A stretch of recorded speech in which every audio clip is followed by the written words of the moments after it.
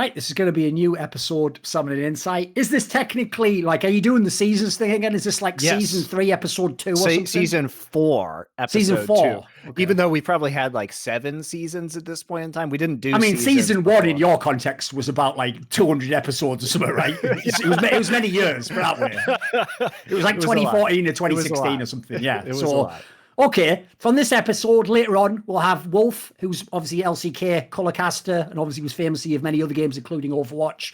We're going to also have Kaiser, the support of Mad Lions, who actually thinks probably their best player this split. Looks like he's actually retained some of his form for an otherwise dodgy team. But before that, we'll do the usual thing, where even though I personally thought it was a lot funnier to just get like the best players of all time and have them sit in silence like a school child who is not allowed to speak when the teacher is speaking, as me and you regale each other with stories, anecdotes. I used to do impressions, all sorts, sort of like fucking gong hour at the Impala or whatever. So we do all that shit, and then eventually we just sort of turn to them and just go, so how's your team doing? About 10 minutes in the episode. But now, because Monty probably thinks that's like obnoxious or something, I thought it was endearing personally. Now we do that part separately just without them, and they're actually allowed to just do whatever they want for half an hour. So in this section, what we try to do is tailor it to stuff that only we would talk about anyway. So if people don't know as well, it's a bit like what we do on By the Numbers, where the joke is the first half an hour is what we call like petty grievances, which is just like, this person said this about me on Twitter, and then this person's talking shit, and then the joke is like that sometimes becomes an hour in itself. It just keep going.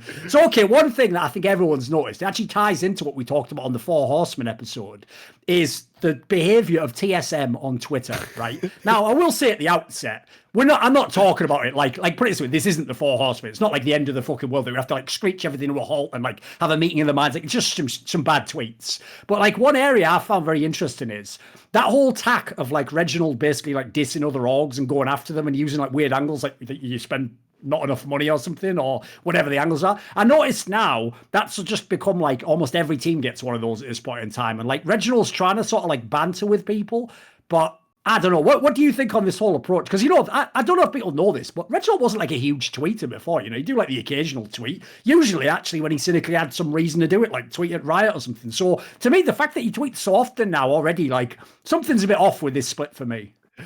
I do think it's like somewhat suspicious. Maybe he's just in a tweeting mood. I think what's really interesting though, and like I hate to keep going back to this, but it does seem it's confusing to me because what happens is that people see everything that's happening with like TSM statements and everything that they're doing in isolation, but you don't actually put together, no one actually sits back and says, okay, let's put together the full picture here. Because obviously the latest thing that happened was that he was tweeting at EG. Well, to be fair, it was the CEO of EG who tweeted that Reginald said at an owners meeting that they were a shitty team when EG beat TSM this past week. And then Reginald responded saying that, he was talking about 100 Thieves being actually a good team. But the problem with this is that if you look at his twit longer before, he is making an argument for competitive success within LCS as being the cornerstone of why imports should be allowed. But when he's talking about shitty teams, he's actually talking about teams that have businesses that make money, right? Which when you talk about 100 Thieves, their esports team, guys, I hate to tell you, their esports team, they're not making money. They're not. Even TSM's esports team, probably not making much, if any, money. Reginald has a very strong business, and TSM has a very strong business on their website network, on the Blitz app, on all the video ads that they serve you and pour into your eyeballs constantly across these services. Now, 100 Thieves has a very successful influencer business with people like Courage and Valkyrie and their 100 Thieves house and their merch and everything like that. But what I don't understand is that EG is a team that, frankly, has very bad branding, especially considering their history. Like they could do a lot more. We talked about in our last episode, they don't really know where they are with the branding, do they? Because that whole Live Evil thing doesn't really work, does it? They don't do it. They don't lean into it. They make charitable donations. They don't lean into it. And also they don't even really reference their own history. Like they didn't hire like Huck or Idra to be brand ambassadors for them. I've said this many times, but really I think the tragedy for EG is that In Control unfortunately died because he would be the perfect brand ambassador for EG. Historically, his personality, was wonderful, really compelling guy. Very sad, that he passed away. But regardless, EG at least is a pure esports team. And by that, I mean, like teams like Cloud9 and Liquid, most of their drive is a competitive drive, and most of their business is based around esports. So what's so confusing to me is that what Reginald does is he tries to have it all ways. He's criticizing pure esports teams and calling them shitty because they don't have ancillary businesses that make more money than esports teams can make at the current Think time. of this for a second if you're a fan who's lost in this. Like, well, what do you mean, though? It is TSM that makes the money. Think of if T1 in Korea, when they were SK Telecom, were like, well, you other esports orgs are shit because we make billions. No, you don't. The fucking telecom company makes it, you idiot. Like, exactly. That's normal. And the reason why that doesn't make any sense is because what is the context he was saying it in? He's saying it in a motherfucking owners meeting for the LCS. So the only angle that would ever make sense, which as far as I can tell is not what he was addressing, was the idea that, like, if we have to rev share, you know, why should the orgs that are like got a lot of fans and popularity, like, basically I can already translate from Reginald moron into like human English. So basically I think he's trying to imply that, like, you know, 100 Thieves and us, you know, we like have a brand lifestyle, we bring in the rev and then we have to share it with you guys. Pretty common complaint among the franchise leagues, I noticed, in all the games. So I sort of get that, but I agree with you. His problem is he's just all over the place. So if he's talking to EG, he wants to go, you're shit, and you don't even do anything. And then you don't even succeed in business. Then when he swaps over to someone else, like Dig, who it's like, wait a minute, you said that they don't spend enough money, but they're only one win behind you. How does that make sense, my dude? Like, if anything, doesn't that make you look really bad? So he won't take that angle. He'll just take the angle of like, and you haven't got any imports. Someone look, I'm not gonna lie and say that Dig has, you know, a chance in these upcoming LCS playoffs, because even though they're a game behind, they're not gonna probably do that well, right? So, you know, but at the same time, he's the one saying, well, we need imports for success. And meanwhile, Dignitas has no imports and a game behind. Now, should they be a game including behind? A jungler that their fucking own president said nobody wanted? Well, guess what? He wants your ass. Tell you that, he's fucking in there all the time, mate. It's hilarious. So that, anyway, so like this whole thing in totality is like Reginald is making an argument to spend more money, which is a bad business decision, to bring more imports to the region because he cares so deeply about competitive success, right? By the way, on that, I have something quick to say as well, right? I know this happens a lot in different esports games where it's like the game that the person brings it up in. The obvious example would be like Hastro in CSGO. Because in CSGO, Hastro only had success at the very beginning sort of like year of his lineup. And after that, basically had like not only diminishing returns, but eventually laughable returns. That's the Hastro story in every game. That's the Hastro story in every game. But this is the interesting thing. Because in Call of Duty, still has one of the best teams. You know, in different games, he has had success, like in some of the other esports games. He can at least say, right, well, I wasn't just talking about CSGO. Like in this game, I'm a world champion. In this, like a couple of years ago, he was even saying that I think his team was like won the most championships in a year, which seemed plausible if you look at the games. Here's the problem, right? When Reginald does this thing of like, and you're a shitty org, all your org can do is make money. That's it. And as far as we can tell, not from the esports side. So let's look at the esports side. You've won 0 international championships ever in any of the major esports games. Any, ever. League of Legends, CSGO, StarCraft 2, Dota, nothing even close to it, by the way. Like, the closest is that joke IEM World Championship where the fucking Rocks Tigers just shit the bed, lost to WE, who had a brand new lineup, and then miraculously lost in the final, and you still almost got dusted off by Flash Wolves in the fucking semis. So that's your best case scenario. Difference is, mate, any of these other games, yeah, maybe not 100 Thieves, but a lot of these other orgs can go, well, in this game, I have one of the best teams, or in this one, I'm winning championships. That's what Reginald doesn't get. This is why he's one of the dumbest motherfuckers of all time, because he isn't Jeff Bezos. So why would you pick money as the success metric? There's always going to be someone with more money, you dumb fuck. Like, by his logic, right, a team in China that doesn't make any money, but is just owned by a multi-billionaire is doing as well as he is, because the org's doing awesome. Well, at the end of the day, I always say this, right? When everyone complains about, like, oh, the salaries are so high, I always do say this. Were you under the impression this was the stock market and you were investing and going to make money? Like, this is a fucking business where you do it because you want to be good in the game. So at the end, you want to then, make your financials make sense, you want to treat people well, but at the end of the day, the only reason to be here is to win in the motherfucking game. So the idea that after all this, Reginald's cool just having basically he has an empty trophy shelf. Like, make that fucking double-lift trophy case, just remove LCS, and that is just fucking TSM boys for like their entire history. Well, this is mad. The funny thing is all the trophies are in the 4th and occasionally 5th best League of Legends region in the world, depending on the year. I mean, there's never Which would be a joke, dude. Could you imagine if someone in CSGO, so the equivalent in CSGO, by the way, would have been like being the best team in like Oceanic region. Could you imagine if the Renegades team, who actually, by the way, has won all the like championships last year in Renegade, if they were talking shit, like, and of course, we're a big esports org, but you, the 7th biggest org in Europe, what the fuck are you doing, boy? Like, what? Well, and, the funny thing, Thorin, is that if I have to read the tea leaves on this situation, on all the various conflicting kind of goals that are put out there by TSM publicly, it's this.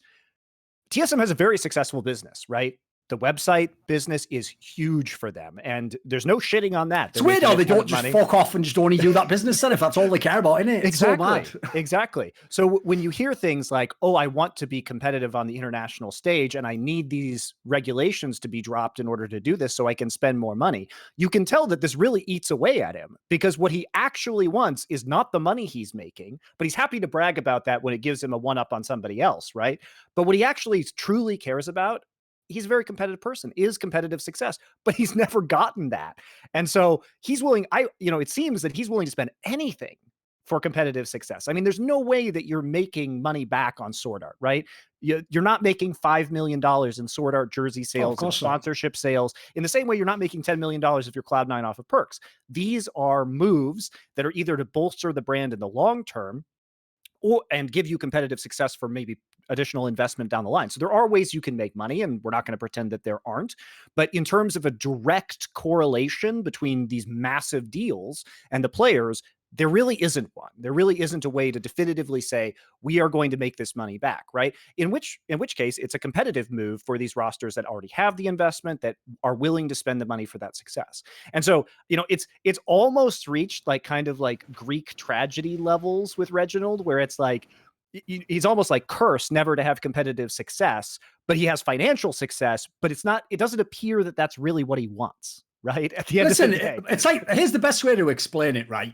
I remember Joe Rogan, this is way, way back. I'm talking, this might have been like 2006 or something. One of the first times I heard Joe Rogan have to explain to some random sports guy who didn't know MMA, why MMA is actually a better sport than any sport that guy follows, is he just said, essentially, all human sports, if you boil them down, are just like proxies for men fighting. And so he said, think about this, right? This is how you know the hierarchy. Imagine me and you had a fight, right? And after the fight, I knocked you out, right? And then you go, yeah, but in basketball, I would have slammed the ball in your face. Nobody goes, oh, shit. Meanwhile, what happens in basketball? If you go up and try and slam it on me, mate, and afterwards I punch you, I'm considered the one who won that interaction. That tells you all you need to know about the hierarchy of values people actually have. So in the same sense, you're right, Monty. If a Reginald actually thought it's for the birds, just winning fucking video game trophies, these aren't even bloody real in 20 years. It's considered it's like peon shit. This will be like the NFL before it even was the NFL. Who'll care, right? Yep. If instead he was like that, then he wouldn't have to brag like this. He'd just go, I'm not all about money. I don't even care. In fact, you know what? Fuck buying a $6 million support. Just buy it. Get anyone. Who cares? I'll make money. Look at this. Making all the money. He'd have all those Steve Arnett memes. He doesn't, does he? Anyway, here's one thing I want to say, though, because I want to pivot this a little bit. Some of those tweets, especially the old ones, like the Dig one and the EG one, did seem legit, like Reginald was just deciding to, do a rage tweet or try and get involved in banter because TSM lost the game. But the one that I found a total joke was obviously this one that was instantly deleted by the social media manager, where they did like a suicide meme, where if people don't know, the meme was the classic, like, are you winning, son? When the dad comes in the door and the kid's playing, right? And obviously in the normal meme, the kid's saying something like yes or, no or whatever. But in this one, right, they're claiming, this is where it gets mental, right? It's obvious from what you see. Here's what you see on the meme. You see the dad come in and go, you're winning, son. You see the chair turned over, the PC off, and just a body with no head at the top of the screen. Just like that. Legs dangling. Just sort of dangling, right? Now, here's what's mental. It's not that they tweeted that, because, by the way, listen, I don't think it's appropriate for an esports org to tweet out, especially not when you're going to flex mental health awareness like these cunts will. But with that said, it's not the end of the world, is it? You delete it, you apologise. Here's what is the end of the world. That motherfuckers still do this thing, Monty, where they just believe whatever the person who is the criminal themselves claims is that story, like, but I didn't do it for this reason. And then they go, oh, he said he didn't do it for that reason. So here's what you're supposed to believe about that meme, right? They wouldn't even have the good grace to just admit it was the joke. What they did was they did the most convoluted lie ever, where I'm telling you, just Google, deleted TSM tweet and put image search. You'll find this tweet very quickly. I want everyone watching to pull this up right now, and you're going to look at the image as I do, and I'm going to break it down for you, right? So the guy who posted the tweet claimed he thought that the kid in the story was just walking away, presumably because he'd lost in the game. That's why he's tweeting it right after they've lost the match, Kicked right? over the chair. It was None of that makes any sense. sense. Because first of all, this entire graphic is on one plane. The dad is there, the chair is there, there is no area, right? In this scenario, he's in some weird fucked up diagonal hall that he's walking up off to, bizarrely with no head. By the way, if you're wondering, why don't you put a noose? Because that would instantly be deleted from all forms of media. You have to make it slightly vague, but it's obviously a suicide meme, by the way. It's also not least because he doesn't even say anything. He'd at least be like, no, dad, I'm fucking sick of it. And be like, yeah, this is the maddest part. It isn't the tweet. It's that people actually buy that story and then went to the next phase of like, so should we forgive him since it was an accident? It's like, that's irrelevant. Like, it obviously wasn't an accident, was it? Everything about it beggars belief about their explanation is totally implausible. I have a theory. So maybe Dunk from, I liked your tweet, by the way, which is now that pretty good, two yeah. Duncans trying to sabotage DSM. I thought that was funny. And then I just said, we have our different methods of going about it or something. Yeah, exactly. There you go. But what I think is good about this is like, if we were to give him the benefit of the doubt, maybe Dunk has only ever seen like Picasso, like cubist paintings. So he thinks that every angle is just a flat plane, right? There is no perspective. Or maybe he has only seen medieval art before perspective was invented. Maybe he is, a fan of Japanese woodblock printing, where they have the floating world. And so he just does, perspective is always implied in these things. It's never actually drawn because they hadn't invented vanishing lines or in certain cases chose not to use them. So maybe he's just an enthusiast of that kind of art would be my read on that. That's the only way you can possibly believe it, right? As well, by the way, another thing I'll just throw in there quickly, and we'll move on after this, is even though the other tweets, like those other orgs I was referencing, I do think were like real tweets. I think the fact that Reginald and the rest of them immediately started tweeting after this incident was just literally just to like cover, like run interference. And it worked because then people just started talking about the stupid shit they were saying about the game instead of this fucking thing. So again, it's not the end of the world. I'm not asking for anyone to be fired, but like at least fucking tell the truth. It's obvious what you really meant by the meme. The meme was you didn't think for a second, if I do a suicide meme, that might actually be considered bad taste. You just thought, fuck, we've lost the game. Bloody can't handle it, can I? And you did a suicide joke. Like, fine, you missed. Everyone who does comedy, by the way, is going to miss. And in fact, to get really good comedy, you have to miss massively sometimes because you can't know if it hits until you get the response. So nobody's killing you for that, mate. But at least be fucking honest. It was obviously not that you thought a guy was walking away. Because remember, here's the part that didn't make any sense, Monty. They say it and it's believed because fans think of the perspective they took the meme in, right? Which is they just saw a meme, scanned past, they were like, oh yeah, bloody hell, it was that actually. No, this man went, found the meme template, got the meme, downloaded it, uploaded it, looked at it, put a text in, checked it again, pressed the fucking send. Like, get out of town. He obviously knew what it all meant. Give me a break. And if not, by the way, he's a bloody social media manager. If he can't figure that out, what is his actual competence? Like, is he supposed to be some sort of performance art metaphor for what Reginald is doing competitively as an owner in LCS? If they are, everything taken back. It's genius. It's on some fucking, like, fucking Kaufman level shit. This is insane, boys. All right. Well, on that note, let's bring in Proxy Wolf, or Wolf Schroeder, as he is known. We'll take a brief break, guys, get him on camera, and we'll start talking about, I know he's been watching a bunch of LEC. I don't know if he's been watching LCS, and obviously he's been casting LCK. So we will talk about LCK, talk about some formats for playoffs as well, because there's been a lot that's changed this year that we haven't really touched on. I'm sure he'll have some insights. So join us again after this brief break.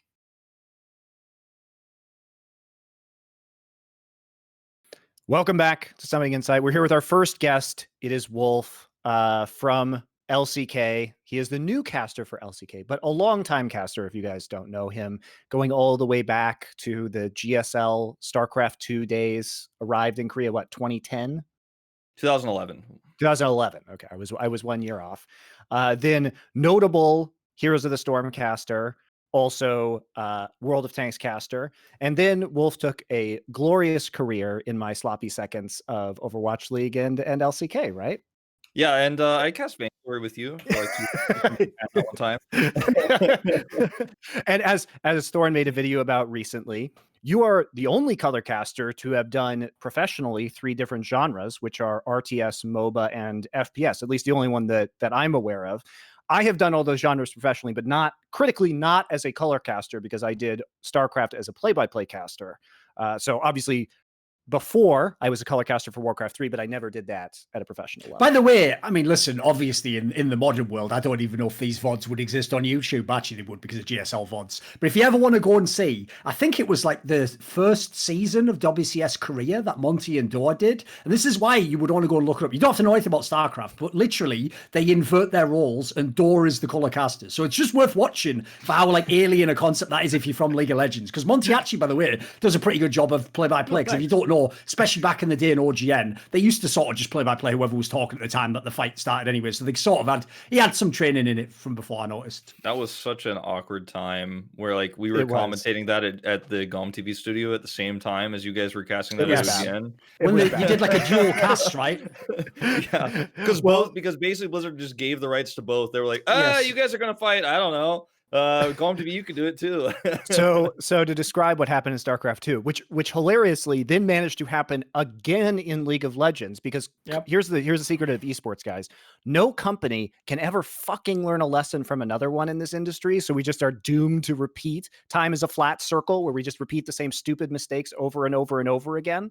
So what happened is that obviously this was a disaster because, basically what happened is Blizzard decided to take over the Korean StarCraft 2 scene. And in doing so, they wanted to split up the tournaments between GSL and Star League, which was OGN's like 40 seasons product. Now, what this meant was that they had both commentary duos. So me and Doa, who are obviously significantly less popular than like Wolf and Tasteless and Artosis and StarCraft. And so one broadcaster would have it in the players in the studio for that season, and the other one would be piggybacking. So obviously Doa and I got significantly less viewership. And then hilariously, this cycle repeated itself in League of Legends when Riot decided to take over Korea and then give half the broadcast to SPO TV so that the players were in their studio half the week, but everyone was watching us in a closet at the OGN studio, casting off-site and piggybacking off of the broadcast. So we can't have nice things in esports because the companies always fuck it up. And so that's the story of like how Wolf and I were like, basically doing these dumb piggyback broadcasts where no one was going to watch us because we weren't you guys, which is totally reasonable. For some reason, yeah, that was at the time where OGN's broadcasts were still like normally in 4:3, so that was like an issue for a lot of StarCraft fans who were used to watching it in 1080. So you guys, for some reason, were broadcasting in 4:3, if I remember correctly, with like black bars. There were just so many weird issues that were happening like all at the same time. Yeah. Anyway, developers, please don't go to Korea and start dividing up broadcasts among multiple broadcasters. We've now learned on at least 2 separate occasions that it will not work and is a terrible idea. But inevitably, Wolf, how long do you give till it happens again? Like a year, maybe? Next esport that comes out, like, hey, like right now, if Rika's doing Valorant, maybe they'll give it to VSPN or something, and we'll have to. I don't know. Pretty good chance. Pretty good chance it could happen anywhere between 6 months and 2 years from now. I'd say in that range. All right. Well, let's start talking about some of the format stuff before we jump into LCK, because we haven't actually, as we head into LCS and LEC playoffs, had an opportunity to kind of review the formats that are being used. And I have to say, for me, this is a massive improvement over last year, and we want to give props where they're deserved. So LCS is doing a format where they have double elimination, but 2 teams out of 6, so they only are having 6 out of 10 teams in playoffs, are seeded into the losers bracket automatically. 4 teams are basically given double elim, 2 teams are giving single elim, which for me says, wow, look at that. If you end in the top 4, there's actually a huge goal in that it takes twice as much to get you eliminated. And if you're just squeaking in like EG and Dignitas, well, you have to make a complete losers bracket run without losing in order to win the tournament, which seems like a just reward for actually having an extended regular season. What are your thoughts, Wolf? I like a double elimination a lot, personally, and I'm a big fan of it. I think that the way the LEC is doing it is, I guess, the most forgiving.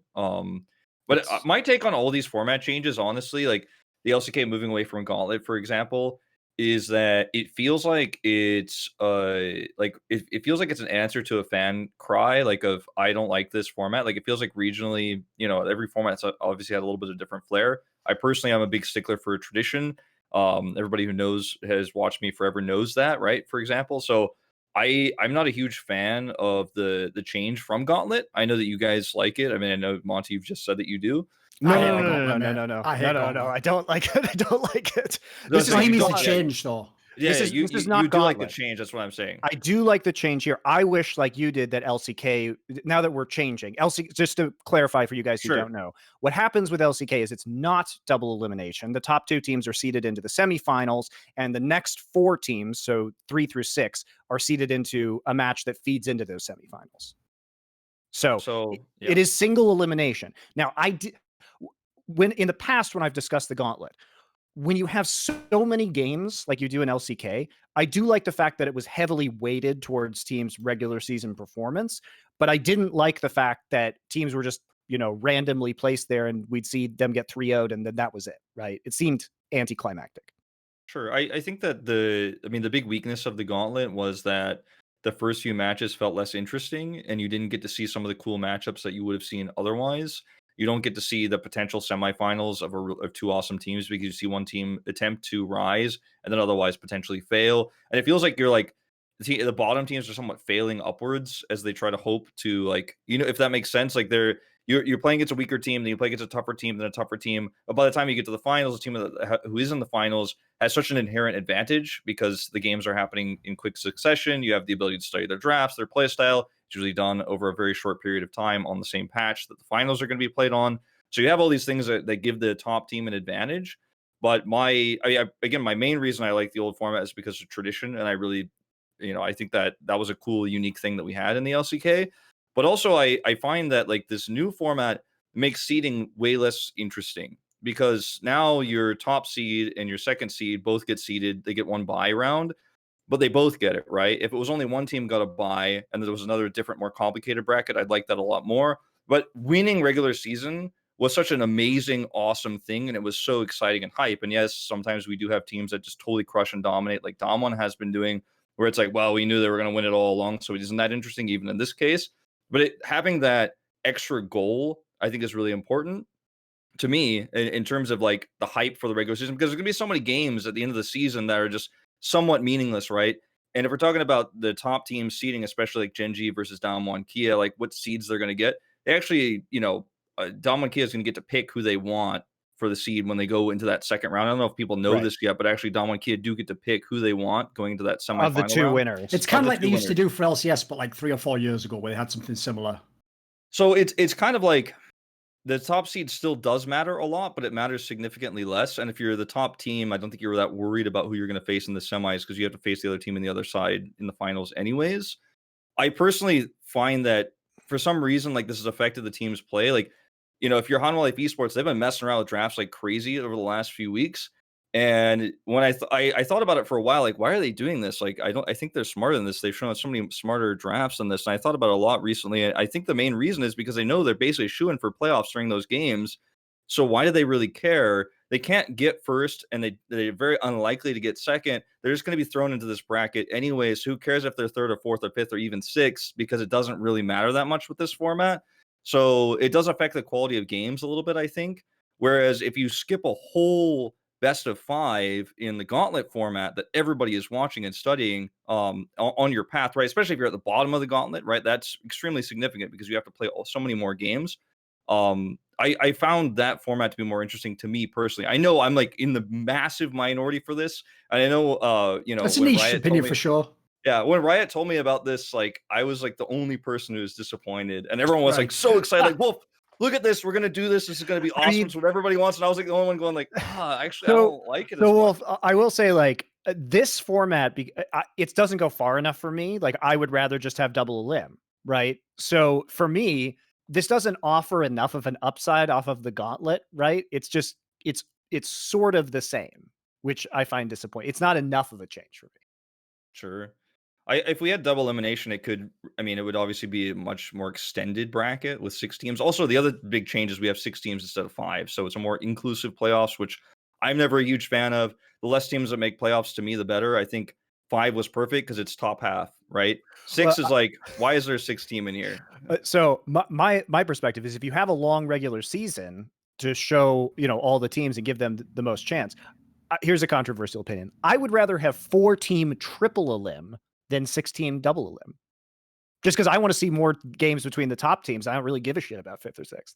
The problem with that, though, that you get into, though, is that, like, you see them play against each other so many times, and, like, how much can really change over that short structure. If it was, like, for in a pretty extended period of time with, like, long breaks in between, I think it'd be interesting. But otherwise, it's kind of like, oh, they're going to play against each other again. And I think we saw what happened last time. Like, in double elimination, you have that one opportunity for revenge, but, like, in the possibility of, like, hitting each other even, like, the third time, that, like, it feels like it might just be even less interesting. Fans like, I already saw this. Like, I already saw this twice. But yeah, I double elimination, I think, is a really cool way to give that. It's a double elimination gives you like a version of the gauntlet. It's almost like a what's the word I'm looking for? Compromise between the formats, but also is the most different, but allows you that if you lose in the first round in an upset, you do the gauntlet right to the finals. So it's cool. I think Korea doesn't really like double elimination formats too much for round robin tournaments, so I don't think we'll ever get anything like that. But you can dream. Well, that's why I'm appreciative of what LCS and LEC did. Was I really feel like it's a good split where you allow the 5th and 6th teams to make a miracle run, which could be very exciting, but you heavily weight the brackets on the top 4 teams, which have actual true double elim, right? And I think that the international for Dota 2 shows that this works quite well, which is that you use the group stage to kind of seed teams into upper or lower brackets. And I think there was some learning there. So all I'm saying is, like, I think that across the board, all the changes, LCK, LCS, LEC, the playoff formats have improved, in my opinion, and I'm much more excited about watching. Why do you think the LCS format's improved, though? Because if people don't know, last year the LCS was just true double elim. It just had a match before the upper bracket part where the teams that weren't the top 2 played. Yeah, well, first off, it was 8 teams, right? Last time that's around. what I meant. Yeah, that's what I mean. Yeah. But it's only 6 now. So, and then I like the fact that 5th and 6th seeds are just inserted into the lower bracket so that if they lose, they're out and I don't have to watch them anymore. And if they suddenly get good, then they have that chance of making the total run through the losers bracket, which makes it exciting. I think it's a nice balance of potential excitement versus historic results. And if Dignitas just gets bodied out in the losers bracket in the first round, I'm not sad, right? It feels like it's still worth watching. By the way, here's a little freebie for people out there who like to argue on forums, the internet. So we all know you haven't got any opinions of your own, so you just steal other people's who are smarter than you. So take notes, right? Here's one that'll last you a long time. Because any time double elim comes up, the way that people who don't understand double elim, which just means they haven't watched it enough, always signal that they don't know what they're talking about while pretending to be an expert on formats, is they'll always make this classic comment where they'll go, but the final should have a real reset, because otherwise, think about it, right? I could beat you, and then I could, they go, I could lose to you, then I could beat you, and it's only 1-1, so how can the tournament be over? That's double elim every fucking stage of double elim. That's actually half the teams in the tournament, if you have a look. Like, that is literally the lowest IQ take on the topic of double elim, because... But shouldn't they go to a map at least? They should go to map at least. You know why it's my favorite as well? Because anyone who's ever seen a GSL style group knows that that's literally one of the classic outcomes. I beat you in the upper bracket, and then you beat me in the lower bracket at the last qualifier. Now no one goes, whoa, stop. This guy hasn't played. And like, it was never about head-to-head record, you dumb motherfuckers. Like, I don't know if you're aware of this, but like DAMWON could lose a best of 1 at the beginning of Worlds, never play that team again, win Worlds, and no one goes, whoa, why are we giving them the trophy? We don't know what happens when they play PSG Talent. Like, no one gives a fuck. That's why I'm just giving that one for free, because you're going to hear that take a million times. And that is just the dart that destroys it instantly. So just save that one, boys. It's worth it. It's worth it. My favorite argument about that, when you say, oh, well, you need to do the bracket reset, or you need to give them a map advantage, like Wolf was saying, a game advantage. The thing about it, guys, is that if you are knocked into the losers bracket, you are playing at least 1 extra best of 5 or but best often of way 3. more than that. Yeah, but most of the time it's 2 or 3 more. And they're all potential elimination matches where you can't hide strats. You got to go balls to the wall, all out. You're playing more games. You have more film on tape for the opponent to study. And if your theory, here's the other boneheaded theory that you hear from people. Well, that's just more advantage because they are warmed up, or they've played more games. It's like, if that was true, then why don't teams intentionally go into the losers bracket if it's such a fucking advantage? It's not. They're not actually wanting to go there. And if you ask literally any pro player, if they think that it is a huge advantage to not play multiple more best of fives in most cases, the answer will be overwhelmingly yes. So you already have an advantage, because if you're in an 8-team bracket, all you have to do is win 2 matches and you're in the finals. Here's the trouble, lose, though. You're in 5. There is one condition, it actually ties back in, it is the Korean Gauntlet. The Gauntlet is the only one time I don't think that does apply. I actually do think the team that skips, I believe they have a disadvantage. Now, in League of Legends, it's somewhat evened up by the fact that the way you prepare for a best of 5 and what you're going to do within the meta will be different. That's true. Informational advantage, like not having to give away things you do, does help. But the reason I say it specifically in Korea, I believe actually that format, unlike a double elim that just doesn't have like a bracket reset for the final, is worse, is because I've seen too many times where teams with inexperienced players, the Rocks Tigers were notorious for this, Gen.G's done it a bunch of times, you can basically have a 5-man lineup that has never played a best of 5 until the final. And the problem with that is the amount of times that someone like T1, where they have like a core that's been through a million wars, wins even if they're not the better team. It's like, that just suggested to me that like, that's the most, that's just too extreme a version of skipping. Like, I don't mind, like in this scenario, you play just the upper bracket, you still play like 2 or 3 best of 5s, you know, then you play the final. I agree with you there, Monty. If you play nothing and then you skip to your first best of 5, like famously Peanut did back in season 6 spring, that's kind of whack to me, that the team that's like was the best team is like, well, we're just fucking, we don't even know what's going on here. And then the other team's like, cool, I played 3 of these motherfuckers. So like, that's the only time I think it goes the other way. The funniest thing about what you mentioned too is that the problem with the Gauntlet is that if you're a great regular season team who may have rookies that are going to collapse under pressure, you don't even get the warm-up match that you would normally get against a bad team. You literally have to play the second best team, which might be in T1's case, chock full of veterans who have been in this position before. And you're just on stage, on a big stage like Peanut was, because remember, first time he's on a stage of that size, you know, with butterflies in your stomach, and then we just get a shit final. Like, you need to work up to that, right? Sure. Get the jitters out. Not to mention that with the Gauntlet format, I mean, this does sort of apply to the new format as well, but with the Gauntlet format, the way the path works, like each and every team could potentially be the one in the finals. You don't get to like choose brackets. So it's very difficult to scrim if you're the top tier team, because every team, every good team is going to be in the Gauntlet, and they're not going to scrim you because they want to beat you in the finals, right? So you lose the ability to scrim. I mean, the same could be said of the bottom teams, but the top team is going to have a hard time scrimming during that period. And if the timing of the Gauntlet is going into like a new patch, for example, which it usually doesn't end up being, but it could be, that could be a problem. But the only game that I like the bracket reset in is Smash Bros, and I think that's like a historic thing. It's a very short game. You can also just like win a best of 3 super quick if you dominate the guy, right? Isn't it like 5 minutes to win it or something ridiculous? And people really like that. It's a hype thing for the scene, and it's something that people like traditionally have liked. Well, it's also the fact that, like, you know, if you do a bracket reset, and I've touched on this before, the reason why we can't do that in any long form esport like League, Dota, CSGO, is because we would have to rent the stadium for a second day, and we don't even know if we're going to use it. Guys, the industry is not made out of money like that. We literally can't. Overwatch League 2018 finals. Jesus, by the way, I'm so glad that we didn't have that third best of 7, because I'll be honest with you. Like, Doa and I came in that day to cast that final in Brooklyn. And like, if that had gone to like 15, 16 maps, because remember, a best of 7 in Overwatch can have ties, like I would have been dead. Like, I don't even know how you cast that much with that energy in a stadium back to back. Like, it would have been a disaster, I think. So, but yeah, we can't just have, you know, a stadium rented out for an additional 5 hours so we can have another best of 5, right? Immediately afterwards. And you can't predict it. You can't predict it's going to happen. So it either ends up being like a waste of money, because you can't just be like, well, we'll call you if it goes to a second best of 5 to the organizers on the spot. Like, and then we'll pay you if that happens. Yeah, like you're saying, FGC games, fighting games work because it is exciting, because it's like, oh, I have to spend another 45 minutes watching this final, which is great. It's very exciting. Also, to be blunt, fighting games don't usually take place in stadiums with huge costs associated with just overrun. a con or something, isn't it? Yeah, like convention. It's like a convention ballroom at a hotel, right? But it's not a coincidence that the overlap between fucking fighting game people and furries, they're all in the same fucking place in the middle of like Newark or something, aren't they? Where the people who are coming next week is like fucking Mary Kate Ashley or whatever, those fucking cunts who just sell the shit on the door to door. Like, you want to buy this thing? Like, that's the demographic overlap. It's a circle. There you go. Well, There's a free opinion for you.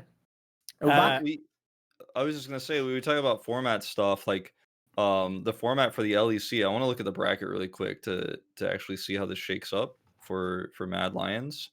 But they ended up making it into the winners bracket, right? And then yesterday, for those who watched, to segue into this topic, they ended up trolling basically their game against Astralis because it didn't matter and they didn't need to like try hard, right? And do people know the actual context though? Because the context is crazier than that, Wolf. Like, listen, there's been games. Sure. There's been games even in Korea where people agreed to troll the game, like that famous one where they played all the fucking Cloud Templar games against Team Dark or whatever it was. To be fair, they did get banned from that tournament. True. That's just Korea, isn't it? I mean, the joke earlier, I'm surprised Wolf didn't say it himself, maybe get in trouble, is of course Koreans don't like double elimination. Koreans don't believe in second chances. Check out the fucking bank with you right now, mate. But anyway, to put that over one side, the point I was going to say was this, right? The thing that made this game more hilarious was that apparently the coach of the fucking Mad Lions did tell the coach of Astralis, like, yeah, we're probably gonna have like a fun game here, but he just left it like open like that. And so apparently Zanzara, the Russian jungler of Astralis, didn't know that's what it meant. So when they were doing all these troll picks and role swaps, he just thought it was like the biggest BM of all time. So he was just getting mad triggered. Like, the guy wasn't having fun with that game. So even though it should have just been no throwaway game, and the debate now should be, should you do that? Should it count for the posterity? We can get into all that. Like, the actual context is even more ridiculous somehow. I don't know how. Yeah, I mean, for me, I was actually watching the game with Brendan Valdez, who works on the LCK with me. And we've been watching Stand Up Late, watching a lot recently, just because we think the LCK is super interesting. And like, as soon as I was watching the draft, like, I texted him, like, because we don't actually like watch on Discord, we just kind of like text each other, like, what do you think of this? Like, would you see this? Like, what the hell was that? Stuff like that. And I showed him the screenshot of the draft, and like, I was like, I think this is kind of BM, like, I was like, is this okay? Like, is this allowed? And then I the more the game went on, the more I personally I personally find it in bad taste. Like, that's just my take, and especially with a team like Astralis who's actually trying to like continue to use the rest of the regular season to improve. I mean, like, they're a bottom team, and if you're a bottom team, like, the worst feeling ever is always like, now not only am I like in this position where everyone thinks I'm the worst team, but also now this team is making fun of me. If you lose that, you're like insanely going to be like the laughing stock of the LEC, right? If you lose that, it's like hilariously bad for you. Like, it's so terrible. But then if you win, like, a lot of people are going to be like, well, this is like, these guys just don't like fun. I guess they're going to play standard. But you're also just like losing the chance to play against a Mad Lions, a top winners bracket team, and actually learn something, because we're about to go into like the dark off season, right, between spring and summer, and no one's going to scrim Astralis. There's going to be so many other teams. Like, when MSI is rolling around, are you really be calling Astralis like, you guys are the ones we want to scrim, right? So for me, I the more I thought about it, the more frustrated I got, and I felt like really vindicated when Zanzara went on and he was really angry on the interview, because for me, I was like, yeah, I feel that too, right? Like, and maybe it's because I've lived in Korea too long, and this is like something that would be fined at least, or probably there'd be big repercussions if you did something like this nowadays. But for me, I'm like, in the integrity of the sport, like, it's really BM, like, and it's fun, sure. And if you think, oh, it doesn't matter, like, they can have fun if they want, I think some fans will appreciate that, right? For the show, it's kind of cool in that way. But in terms of like being the bigger team, I'm not a huge fan of it. I personally dislike the choice that Mad Lions went for it. I don't know what you guys' takes are. I mean, Monty's kind of told me he doesn't think it matters already, but all right. So here's my take. You don't deserve to learn from Mad Lions if you've been a trash can all season and you're playing an absolutely meaningless game. And to contrast this with things that I do take issue with. So in the example of Team Dark, which Thorin referenced before, where they played all of Cloud Templar's champions, that was actually a game that mattered, because even though they had been eliminated from contention in that season of champions, their opponents had there were playoff it was kind of like you almost match fixed unintentionally, to use the fucking case meme, but it was accurate that time. Yeah, so basically, like, the fact that they lost, Team Dark intentionally lost and gave another team a win, was impactful, which it wasn't in this case, right? If Mad Lions won or lost, if Astralis won or lost, it didn't matter. So I have less of an issue with it there. I also just don't think, like I said, that Astralis like deserves this opportunity. If you deserve the opportunity, then play better earlier in the season. Like, you reap what you sowed, in my opinion. And also in contrast, because I'm sure the other comparison that's going to come up is with the like LPL Oscar night, where both teams were intentionally trying to lose, but that was also bad because they were going into playoffs trying to dodge an opponent. Yes. They were both intentionally trying to lose so they wouldn't match up against a specific opponent. Who It was was the same as the old. It was the same as the old KT versus fucking Frost one, where they did the same thing. Where they were trying to like avoid a team in OGN Spring 2030. It's the same scenario. So yeah, that one was dodgy because it literally, you were trying to play God with the bracket. Like, you're trying to avoid this particular opponent by losing. So that's even more egregious. Yeah, for sure.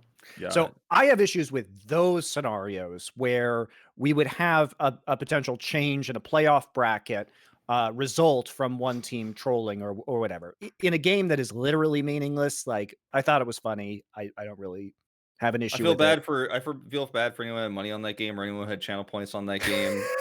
You know, yeah, of course. Because like the channel points you bet before the draft, like you're like, oh, bet all my channel points. This was going to be an easy like 20% gain. No, not anymore.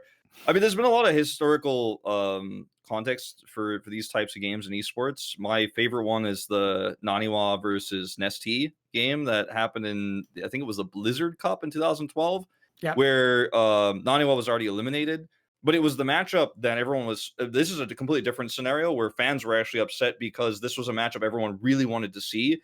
And actually, at the end of the day, Naniwa underperformed in the tournament and wasn't going to be able to get out no matter what. Just massively underperformed, big upsets, right? But he's still a great player. He had actually, right beforehand, said that Nestea was shit.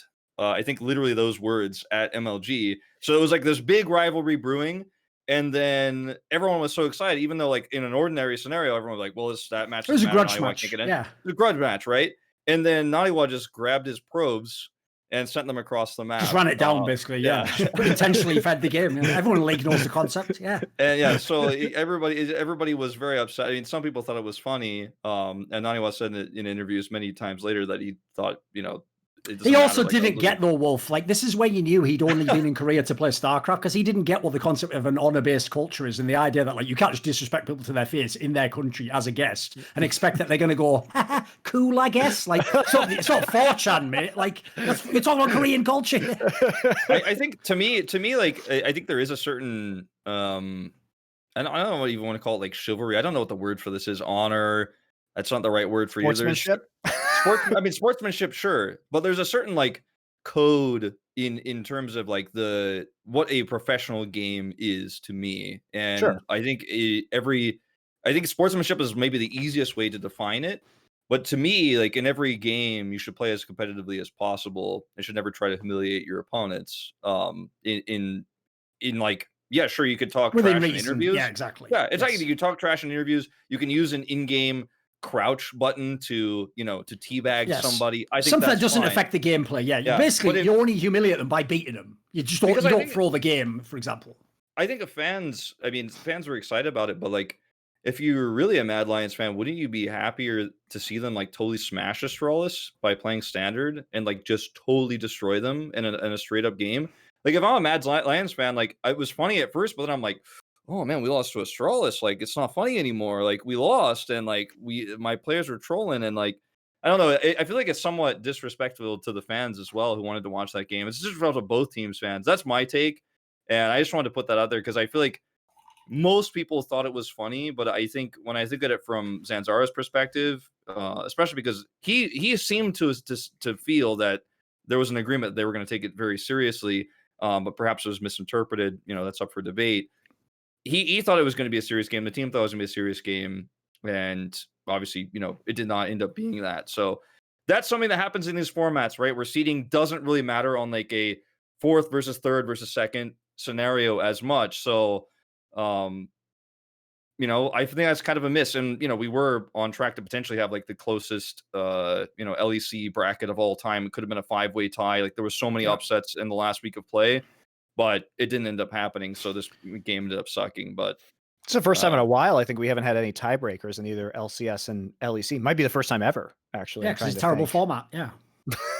Here's the thing, my take actually unfortunately sort of like undercut it there unintentionally, obviously, because I purposely waited for you guys to give all your takes, because my take is kind of like what Wolf said at the end there, but a spin on it, which is like this. Listen, I'm totally fine in theory if the game doesn't matter. That's the crucial context that Monty pointed out. As long as the game doesn't affect like who plays who in the playoffs, who makes the playoffs, if another team makes the playoffs and I already made it and I'm basically match fixing, as long as none of that shit where it ruins the competitive integrity exists, I in theory don't mind. It's just, here's the problem. There will be consequences, but it will be how I remember the game. That's the consequence. Because in my opinion, to kind of tie to what Wolf said there, it's not that you have to try your absolute hardest. It's that, wouldn't you want to do that for yourself anyway in your career? Are you only really playing matches of League of Legends for the specific playoff spot that you get all the money? Are you not playing for excellence, to be great, to be the best that you can be, to showcase over your career how good you were at the video game? So in my opinion, the idea that in history, someone can look back now who didn't watch the game and go, wow, so Astralis actually beat Mad Lions that time and they were better than them at the end of the split, but didn't. No, you've actually ruined your own history there. Because here's the reason why you want to win.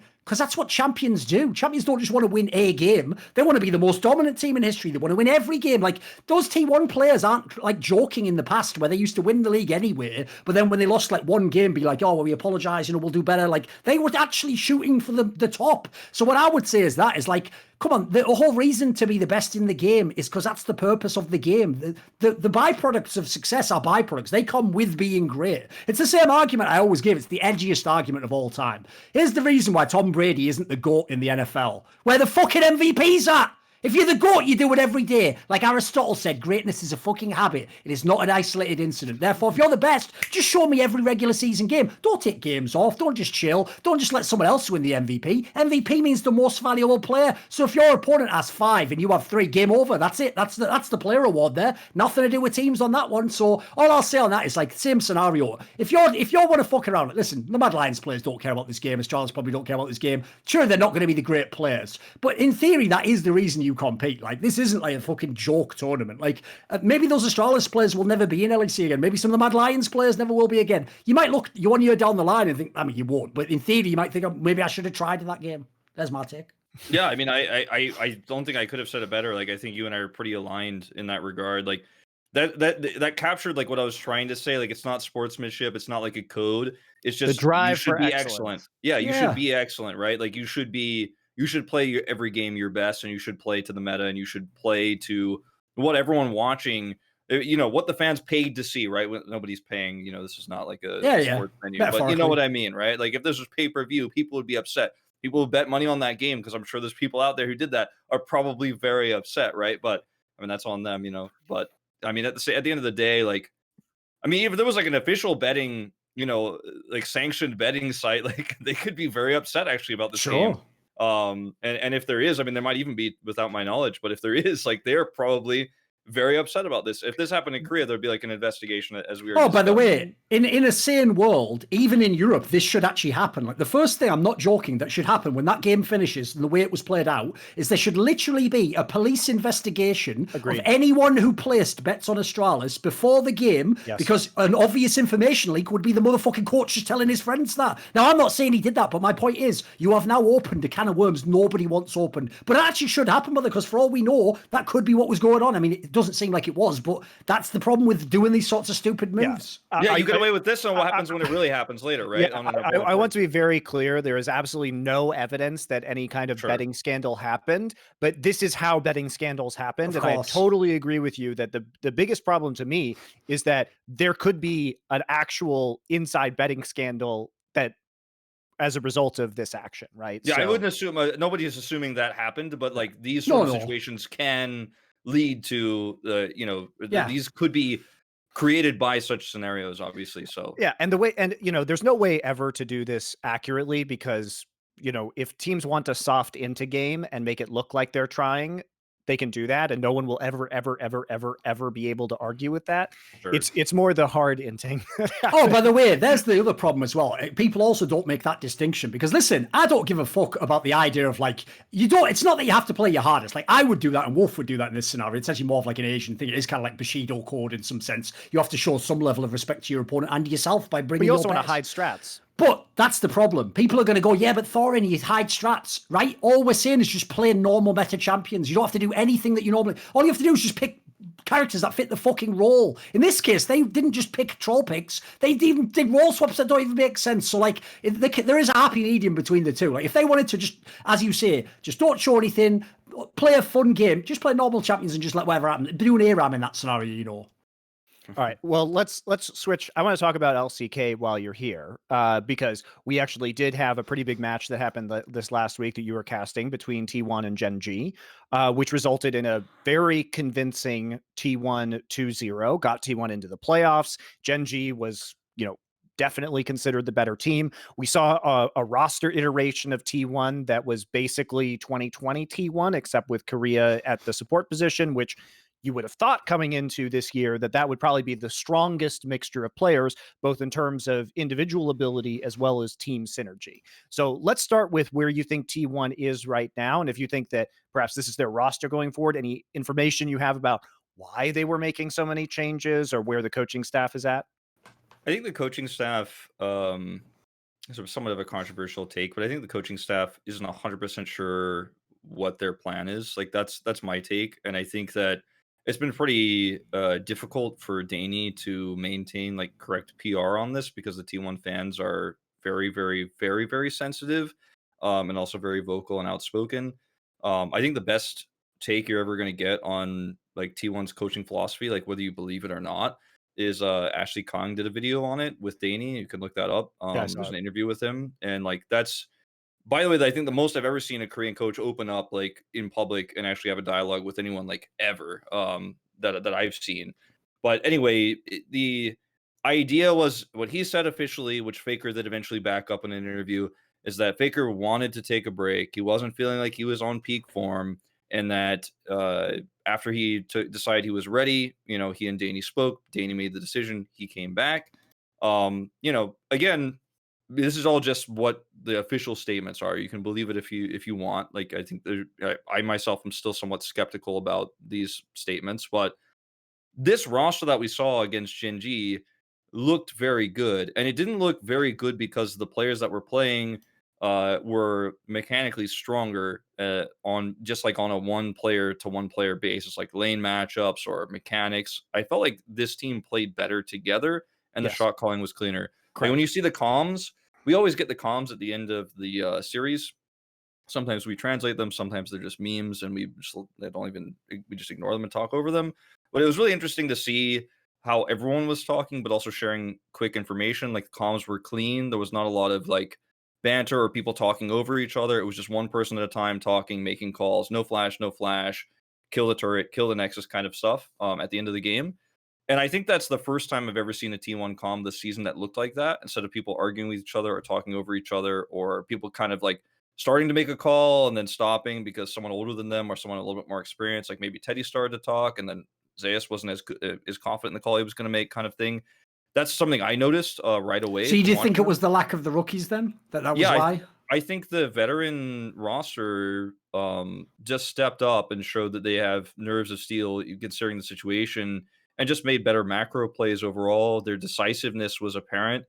And I mean, that's about as deep as it goes for me. For this roster, I look at it and go, yeah, I mean, I think on paper, Closer might actually have a higher skill ceiling than Faker right now. And obviously their champion pools are quite different. Like Closer plays more assassin style, likes to get prio in mid, likes to be very aggressive. Faker plays control mages or even the Seraphine now he's been picking up. He played 2 games of Seraphine, right? Yeah, so I mean, that's one of those things where you're like, okay, well, you put Faker on Seraphine, who's an extremely meta champion right now, and you could first pick it and build lots of different compositions around it. He is the veteran, right? And he knows exactly how to play that matchup. He actually got the first wins against Azir that we had seen, unless I'm mistaken, this whole season in the matchup, because it's such a difficult matchup to play. Because once Azir hits level 6, he's going to be able to kill you with Emperor's Divide. There's so many timings and ganks that go along with that into Seraphine and other control mages. But he stayed really well positioned around that timing. The team played around it. He did not get ganked. He did not get killed. He played safe. He showed his ability to play a difficult lane matchup as a veteran, right? Then had good shot calling, good rotations, good timings. Well, on the he also just didn't play the matchup after 6. I think that was what was key for me, is that so there was kind of two things happening in this series, which I found very interesting. First off, it was kind of the same comp for both teams in both games. Like we saw the Udyr and the Hecarim on Gen.G in both games, and T1 in both games respectively, and the Seraphine on T1. But really what T1 was doing throughout that series was intentionally opting into like 3v3s and 4v4s in the early game, either in bot lane in game 2 or around Herald in game 1.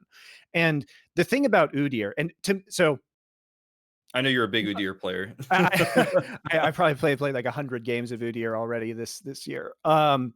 But in terms of Udyr, it felt to me that Gen.G didn't really understand how to play as a team with Udyr, because a lot of those fights that they were opting into in the 3v3s, like you have to remember that Udyr doesn't have an ult, and Udyr's real strength is being able to make picks on the map and being there first. And what Gen.G would do in both games was sort of just hang out until all of T1 showed up. And you're just going to lose versus a Hecarim and Seraphine ult. Like there's really nothing Udyr can do in that scenario, because the best case of Udyr in a kind of mid or late game team fight is standing in bear stance and walking around and just slapping everybody individually for 1 second stuns. Because if you switch stances, then you have a cooldown before you can go back to bear. So even if you're trying to just like put out some AoE damage with Phoenix in a team fight, that's really often not an option in a late game fight. So he's pretty garbage compared to a Hecarim ult. Right? You have to play around. If you're playing Camille Udyr, you have to play around that top side, and you have to play for picks. And if you just rotate, and they played for bot side a lot, and T1 obviously avoided a lot of those fights and just handled it very well. Like Teddy was giga fed, right?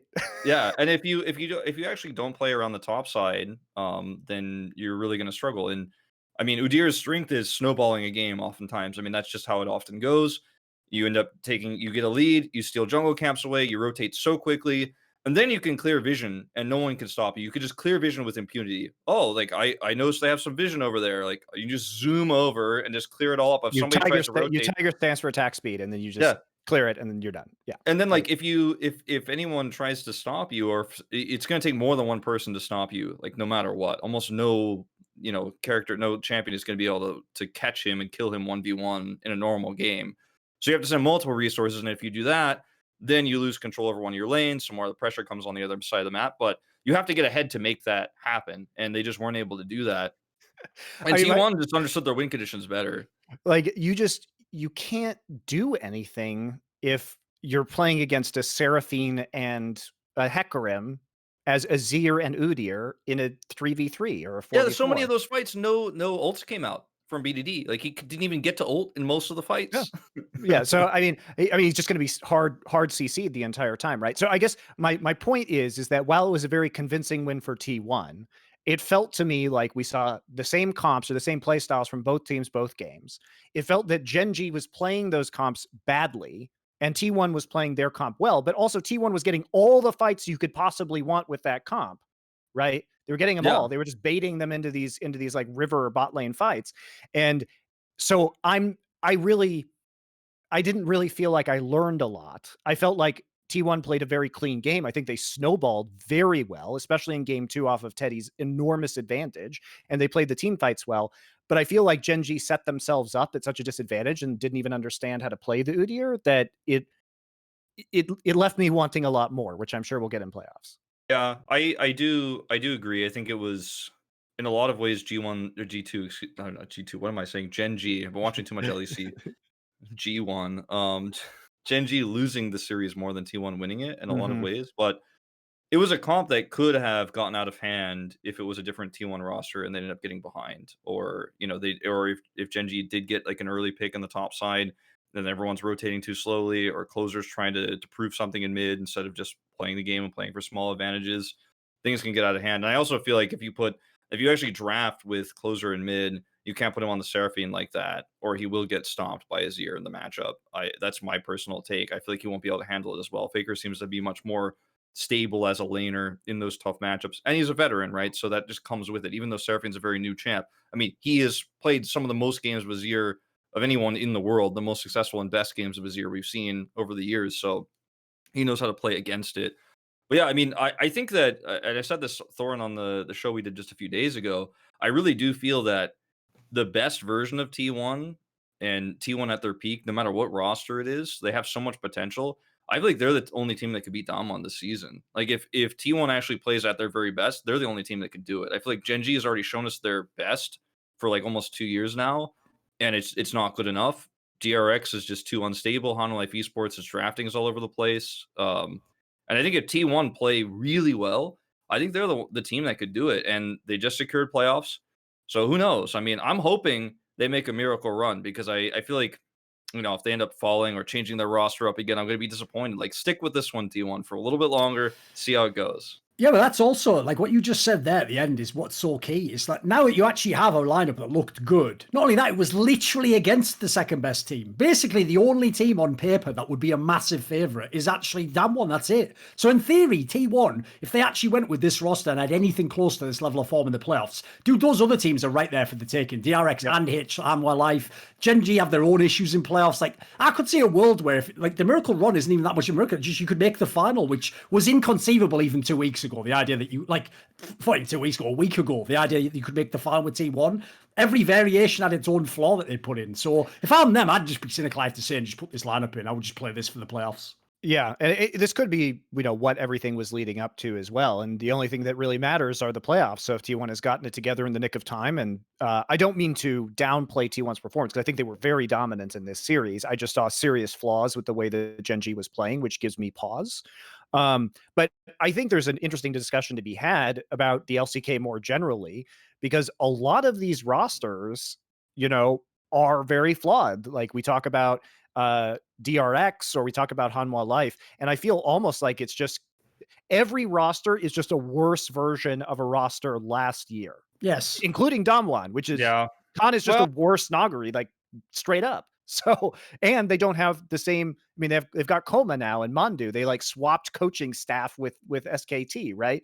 So I find it. I'm not convinced about the strength of the region, especially compared to LPL, when, at least in spring. Now, Korea does have a very good track record of, from the beginning of the year till Worlds, some rookies catching fire and doing really well with all the experience that they get over the course of all these best of threes. But right now, it just feels like a more lame version of summer 2020. So, I want to ask you, Monte, because obviously you commentated so many seasons before I came in, but it feels like, in my memory, this is one of the biggest years for LCK's roster shuffling, like, of all time. Maybe when when a bunch of Korean players left to China, and then the year they came back, I guess, was 2017, when most of them came back, or the ones who did come back came back. But outside of those two, like the exodus and then like the return, I feel like this is probably like the biggest shuffling we've like ever had. Oh, the amount of rookies is bonkers, especially in top so teams. Many rookies, and like I think that's part of the reason why LCK viewership is like not exploding this year, despite the fact that they're it's the most rookies since 2015. I would say there's so many players people don't know. And the starters, dude, that's the key thing. They're starters. In the past, you could be a rookie for like T1 and get some games. Dude, if you're playing for these teams like DRX, you're just a rookie that we've never seen before, just playing for real. Like, you're just in the LCK, the top team. I think it's time for people to be okay with like the sun setting on some of these top players' careers. Like, I think it was shown on the LCK broadcast a few days ago, like Gorilla, he's retired. He had 499 games played. Like, he didn't get a 500th. Jesus Christ, man, come on. Give him that one last game, for fuck's sake. Make the round number. All the OCD people losing their shit in the chat.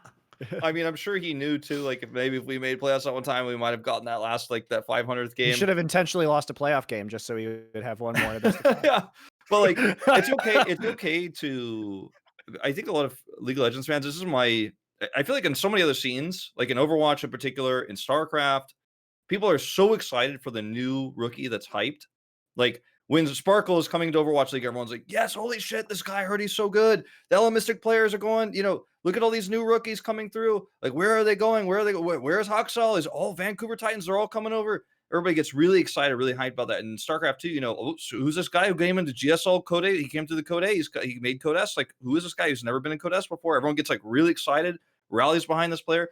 I feel like in League of Legends, everyone's like, no, just give me the old ones. Those are the ones I know. I just want to see those. Like, across all regions too. It's not just LCK. Like, you see it in LEC, you see it in LCS, even in LPL. Chinese fans, like, everyone just wants, where's Faker? I want more Faker.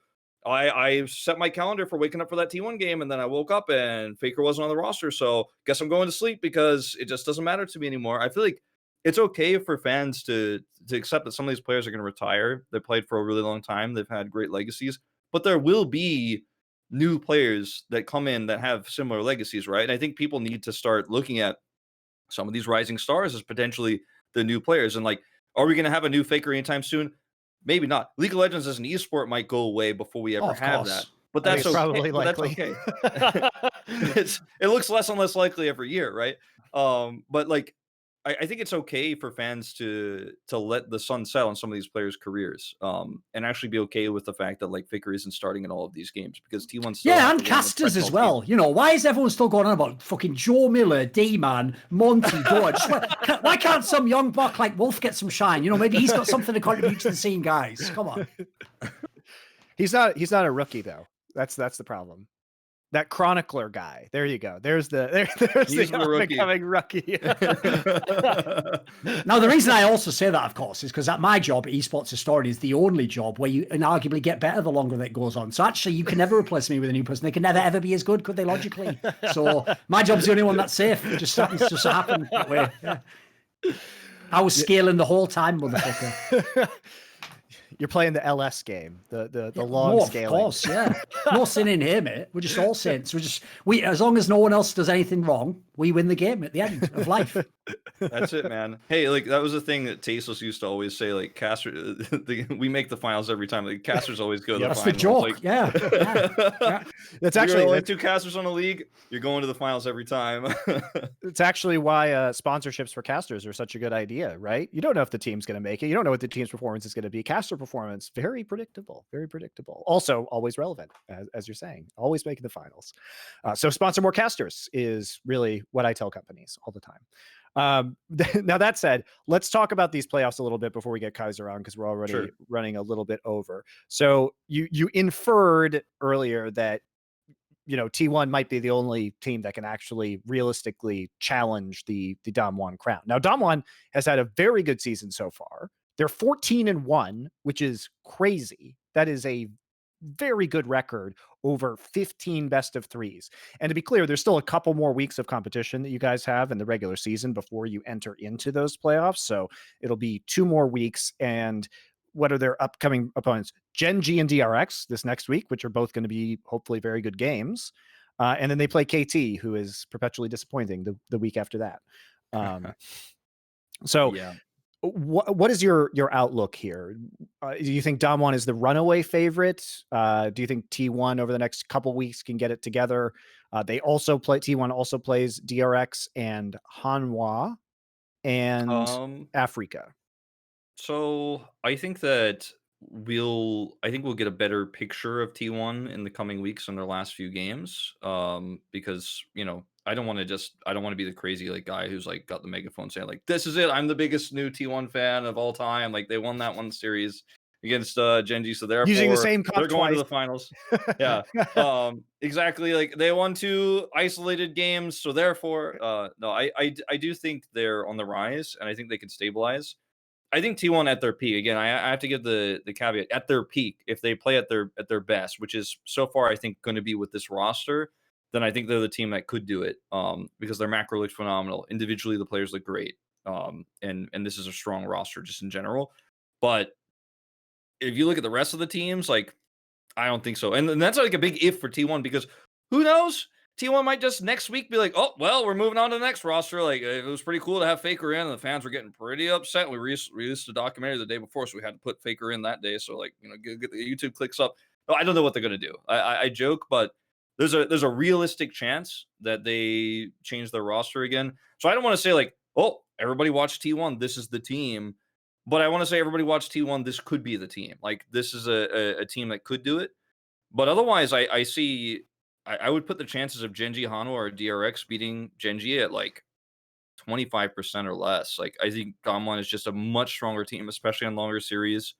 They've just showcased the best play overall. They've showcased the best play while behind, which I think is also huge going into a best of 5. It's not always impressive to win while you're behind, but when you're doing it as consistently as DAMWON has, because they've had quite a few close calls actually throughout the season. I mean, they've lost only 7 games, There were, I'd say 7 more games they could have lost if they didn't play exactly perfectly. Or there were games where their comp fell behind, where their comp was significantly worse in the late game. Then they understood their comp's win condition, never took a team fight, used the macro play of, split push, etc., to actually avoid those fights and get advantages. This team is definitely the best team in Korea right now. I think it would be a shock. Like, it might be one of the biggest upsets of all time if they don't end up taking this, even if it is T1 who does it. I think that we can't even be excited about T1 until we see 3 more weeks of play and then their first round of playoffs, and then we could start having the conversation. I just feel like T1 is still evolving. Like, we don't know where T1's ceiling is yet, but I think that it seems to be the most, because it's the most unknowable at the moment, it's the most exciting. Whereas we've already seen, in my opinion, Gen.G and Hanwha and DRX's ceilings. And any of the other teams that are left, Nongshim, Reddit, Afrika, even Sandbox could go to playoffs. Like, all the rest of the teams could go. KT could still go, but it seems like they're of those 5, I'd say they're the least likely, in my opinion. I don't think any of those teams are going to make the miracle run, unfortunately. But it is crazy. This is like there was a stat we got from Riot, actually, to show us, like, since, like, even Champions, or no, actually, since LCK started, since the first round robin format that ever was in Korean League of Legends, this has been by far the closest bottom standings, like, of all time. Usually one team has like 1 or 2 wins. Usually someone with 2 wins, yeah, 0. exactly, yes. This is like the closest it has ever been in LCK history. So it's pretty cool to see that all the teams at the bottom are super competitive.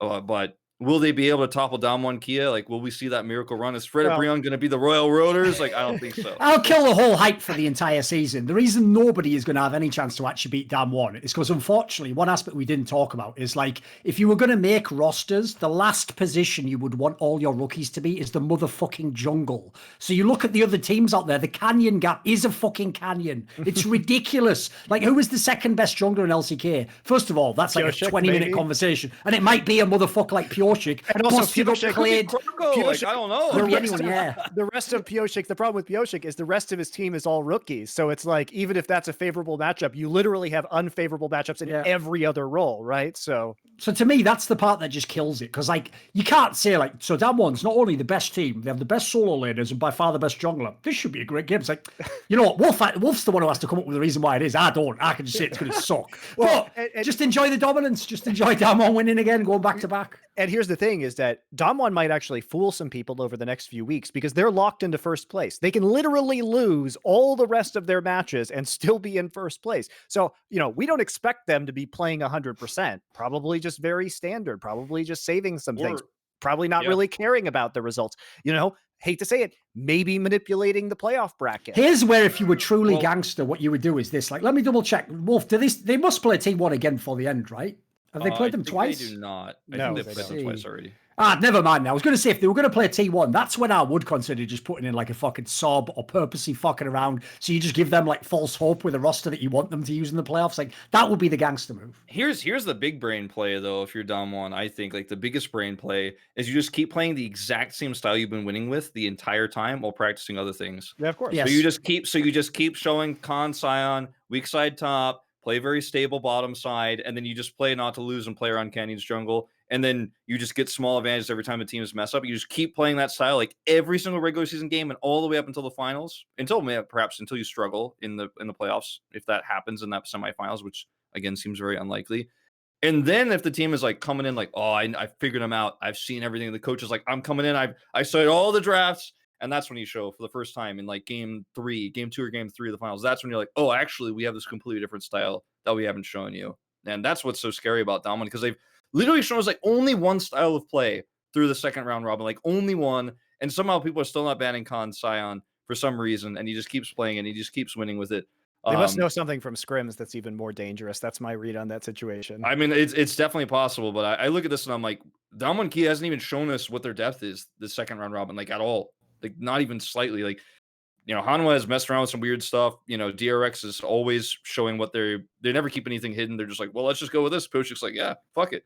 But like, I think that DAMWON just has so many inherent advantages going into this finals that I don't see.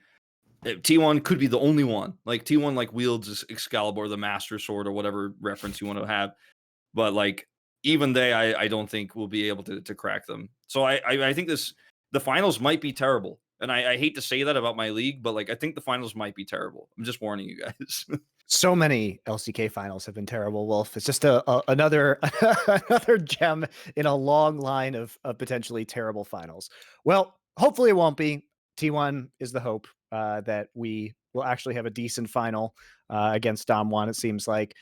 Any parting words, because we have to get Kaiser on the show. I just wanted to tell Kaiser before he comes on, like, no hard feelings. I know I said earlier that I felt like Mad Lions, you know, yeah, I think it's disrespectful. I stand by everything I said, but like nothing personal, and you know, we're not gonna get to talk about it together or anything like that. But I will say, like, congrats on your win, and yeah, just wanted to say that. Thanks, guys. Bye. Bye. We'll take a break, guys. When we come back, we'll get Kaiser on. Thanks a lot. All right, we're back after some short technical difficulties. We're here with Kaiser from Mad Lions. He's our second guest after Wolf. Incidentally, Wolf and Kaiser sounds like a really fucking sweet, like Swedish death metal band. Do you know where the word Kaiser comes from, Kaiser? I'm actually not even sure. No, I actually wouldn't know. Like, I mean, it's a German word, right? But sure, maybe it's like Latin origin or something. Yes, maybe around that time, like Caesar or something. Yes, yeah. Actually, exactly right. Because what people don't know is that people in English say Caesar, but in Latin, Caesar is pronounced Kaiser, which then became Kaiser for the Holy Roman Emperor in Germany because they were modeling themselves after the Roman Empire, right? And so then it became the word for king, but it actually goes back to Julius Caesar's name. So there you go. Now you know. Yeah, you knew already, but maybe not the reason. So. The technical difficulties weren't that Kaiser actually just realized today that he's actually a support player, right? I mean, I thought he was like a Nocturne main fucking bot player now, right? So we're all pretending that's real, aren't we? He's always pretended he wasn't a support player, though. You know, starting last year with the Wukong, I was actually thinking you might pull out the Wukong top if you were going to play top and not the. To be fair, Kaiser's actually the only player on that team who could have done that pick, and in theory, it could have been some real shit he was practicing because at least, like you said, does have the precedent that he's done that in the past with some unique picks. But the others were obviously unforgivable. I mean, I was actually thinking about it as well, but we had to blind pick top lane this game because I mean, I think we last picked mid lane or something. Because Julia just couldn't blind pick. Like, it's impossible for him to play against Magi Felix without counter picks. So I just had to take it. And Wukong blind is not that good. So I was just, let's pick the Nocturne, you know, flex the Malphite. And then it's a good draft. I mean, as we learned this last week in LEC, that Nocturne could also be a flex pick in various situations. So you did do a good job, I will say, in the draft of like hiding which picks it was going to be, or even that you guys were going to be playing off role, because that wasn't even clear until the draft was done and you started switching champions around, right? Yeah, that's Can true. you give some comment on that, by the way? Was what I described earlier the real story, that like your coach did say that you were going to do the fun game, but like the Astralis guys just didn't get it, or maybe certain players didn't get the memo? Yeah, I mean, we were talking about it with both Riot and Astralis, and Mac was talking with their head coach, and he was like, we are going to try hard, like, we're going to play it seriously, but you're free to do whatever you want. So, like, we didn't think much of it. We just, like, thought, let's have some fun, you know, like, it's the last game of the season, there's nothing at stake. So we just off-roll, I guess. And yeah, I mean, we didn't really think that much of it. Of course, like, I'm sorry for like Zanzara, because he sounded kind of upset. Of course, it's like because of miscommunication, but had they said like we want to play it seriously, right? We would have never done this. So yeah. Also, Zanzara would have lost, so there's that as well. You know, just look for the silver lining, Zanzara. If you want to just get mad at people on the internet because you fucking won a game, EU West's always there for you, bro. Russians, just shout out to the Russians. You've got your own server. Get the fuck off EU West. What part of West means Russia gets to play? I'm calling it right now. In fact, this is why. You know what? As bad as Riot is, I'd be worse. I'd be a true Kaiser. I'd be a fucking tyrant. First thing I'd do is like I'd have like I had immigration rules for fucking Riot servers. Like if you come from Turkey or fucking Russia, I need to see like a passport, some sort of document that says you're allowed to play in an EU West server. Because when I go there, I don't want to see people writing in fucking Cyrillic or whatever. Like I can't even get a chance to Google Translate that. I can't even put the characters in. You say it as a joke, but actually the Korean server does require you to have a Korean social security number in order to actually play the game of League of Legends. So if you just go to Korea and you're not, you know, documented with an actual visa in order to live there, you have to like black market, like get game accounts, basically, if you're not given them by Riot, because everything in Korea is tied to your social security number on the internet. That's why forums are not anonymous there. Everything like that, you're always tracked. Maybe not the way I would do things, but also allows them to implement various policies, such as they like turn the game off at 10 if you're under 16. So you can't play past a certain point at night based on government. And even if you aren't, the worst thing is, like, the ultimate example of government oversight, like going too far. Even if you're not under 16, you have to see a fucking image on your screen constantly reminding you, like, if you're under 16, please leave the game. Like, I'm not. I'm very much over. Can I please just play this shit little kid's game? And don't remind me that I'm not 16 and that I should be going to bed. Like, if anything, this is the worst approach you could take, Korea. Let me be irresponsible. It also means that what happens is that people, like kids, will take their grandparents' social security number and use it in the game. So like the number of 80-year-olds, you know, it appears that the number of like 70 and 80-year-olds playing League of Legends in Korea is just huge, right? So they can dodge around those age restrictions. See, respect your ancestors. They're there playing League of Legends with you, allegedly. So let's start talking about some LEC games, because going beyond the game that was for fun, and it is nice to hear that you guys talked with Riot and Astralis and kind of agreed on the terms beforehand, even though it doesn't seem to have been made clear to everybody on Astralis. I've actually never seen good communication within that org, so not really a surprise. But coming back to your win against G2, which was obviously a huge kind of upset win for you guys, G2 has been a little bit rocky in terms of their performance, but what was your preparation like coming into this week, and specifically against G2 as your major opponent? Honestly, like, we didn't really prepare specifically for G2. Like, we were mostly preparing for Misfits, because like that was like the more important game, I guess. The more easily winnable game. Yeah. I mean, that's kind of true, but also like they're like, I mean, closer in the standings than us, right? And like maybe if we win against Misfits, maybe like, actually I'm not sure how it would work, but like maybe Fnatic has like a less chance of making playoffs, for example. Like, I'm not sure how that works, but we just wanted to win like against Misfits, and then we would have been I think locked for third as well. So yeah, preparation for G2 was just I mean, we wanted to have like a good draft, like of course, like in every match, I guess. I think G2 has been like really smurfing with their drafts, for example, recently. Like they have been like that drafts have been getting like memed a lot, like grabs drafts and stuff like this. But I think from the start, this split, I think the drafting has been like really insane. So that was like our biggest challenge, I would say. Like gameplay wise, there was not really anything new, I guess, that we expected out of G2. I think it was kind of obvious what they wanted to play. Like in bot lane, usually they want, like, for example, we look at Reckless solo queue statistics, right? And we see 20 games of Tristana and 14 games of Zaya. And you kind of know what to expect out of him. And then we see like Wanda, he didn't play a single game in like the past 2 weeks, and his last games were like on Sion, you know, like you kind of know what to expect. So coming into the series, we didn't really like prepare anything new. Like we would just like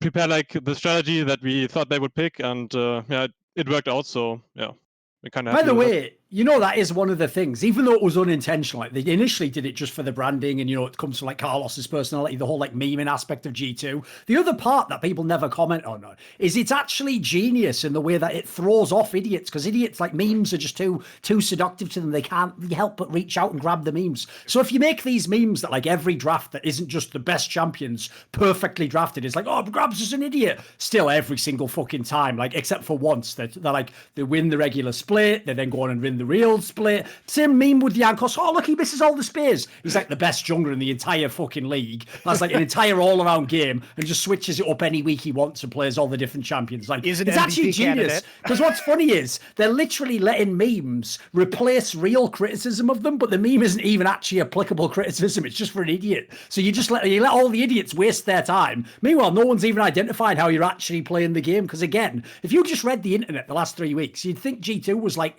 mid-table. Dude, they won the whole fucking split again. Like, they're already in the playoffs for #1 seed. Like, I'd love to be able to have people criticize me and fuck around and do that. It's brilliant. By the way, Kaiser, I want to go back on what you said too, where you think it was overrated, the criticism of the draft. Why do you think that was that has been the case? Like, what have you liked about G2's drafting? I mean, I think they just identified like what the strong champions are each patch, like instantly, kind of, or like not instantly, but like for example, when the spring season started, like teams were like thinking, is Olaf really that broken? Maybe it's just a scrim champion, you know? But they insta locked it every single time, and they always won with it. Of course, like Jankos is a insane Olaf as well, but like they just know these picks, you know? Like, and for example, the tank top lane thing as well. I think Wanda was like really fast on picking that up. Like he picked Gragas, Sion, like before anyone. He blind picked them into like bad matchups, like Aatrox, Gnar. Like he didn't really care about them because the tanks are just that broken in his mind, and it turned out to be true. Then, for example, like the Karma adaptation into the Sion, stuff like this, it's just like really creative, I guess, and like really innovative, and like they just make it work.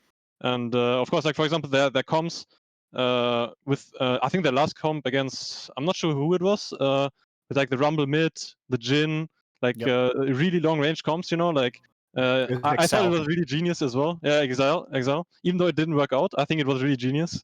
Like because it made so much sense. Like Tristana is like it's one of the better champions into Rumble, but if I feel like they had like a pretty low range comp, and if you play like Jace, Tristan, Rumble, I think they're Jhin into those comps, and you hit one stun, you hit one CC, and they're just like sitting in that equalizer, like they're getting burned and stuff like this. I think it's really hard to play against.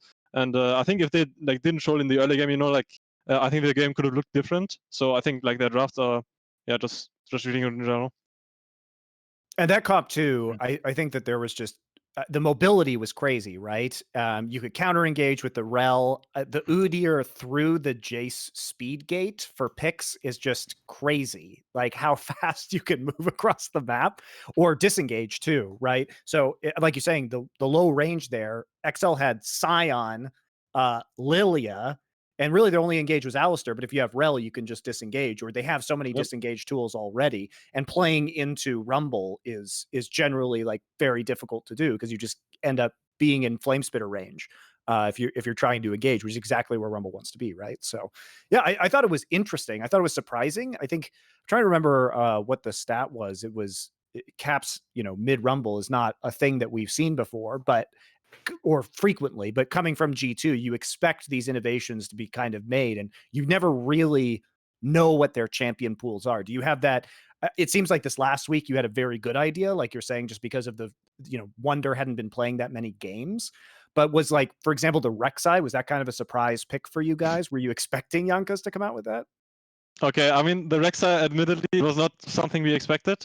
I think they kind of had to opt into it. I think we kind of banned a lot of junglers that were like meta, I guess, and they let jungle fall through, which is always always kind of a risk in draft because like other than, for example, like Lilia, there's like I'm trying to think of like the bans were Udyr. Udyr and Hecarim were both banned. G2 banned Hecarim themselves. You guys only banned Udyr. So he could have played Olaf. Yes. Yeah, he could have played Olaf, I guess. Okay, I mean, maybe they thought like Rek'Sai was good in our situation. I think it's kind of like a shit champion because like you have to really snowball early game, right? And if you don't do that, like it gets super useless later in the game. So I mean, they were probably testing some stuff. They probably thought like, I mean, Olaf is not that good of a champion into what we had. I think we had like Xayah and Lucian, for example. Like, it's just really hard to play into that because we have so much range, we have so much kitebacks, so he can't really get to us. Maybe he thought like Rek'Sai with Prowler's Glove, maybe you can like one-shot someone, but yeah, unless you snowball really hard, it's just not a good champion. I find it difficult to believe that he would ever get in range to do that, given the amount of disengage on like Lilia, Gragas, and Xayah, right? So it was really like maybe he can get you playing the Rakan, but that also seems unlikely. Yeah, I mean, it's just not that great of a champion in this current meta. Like, if there's like any front-to-back team fighting, Rek'Sai is not good.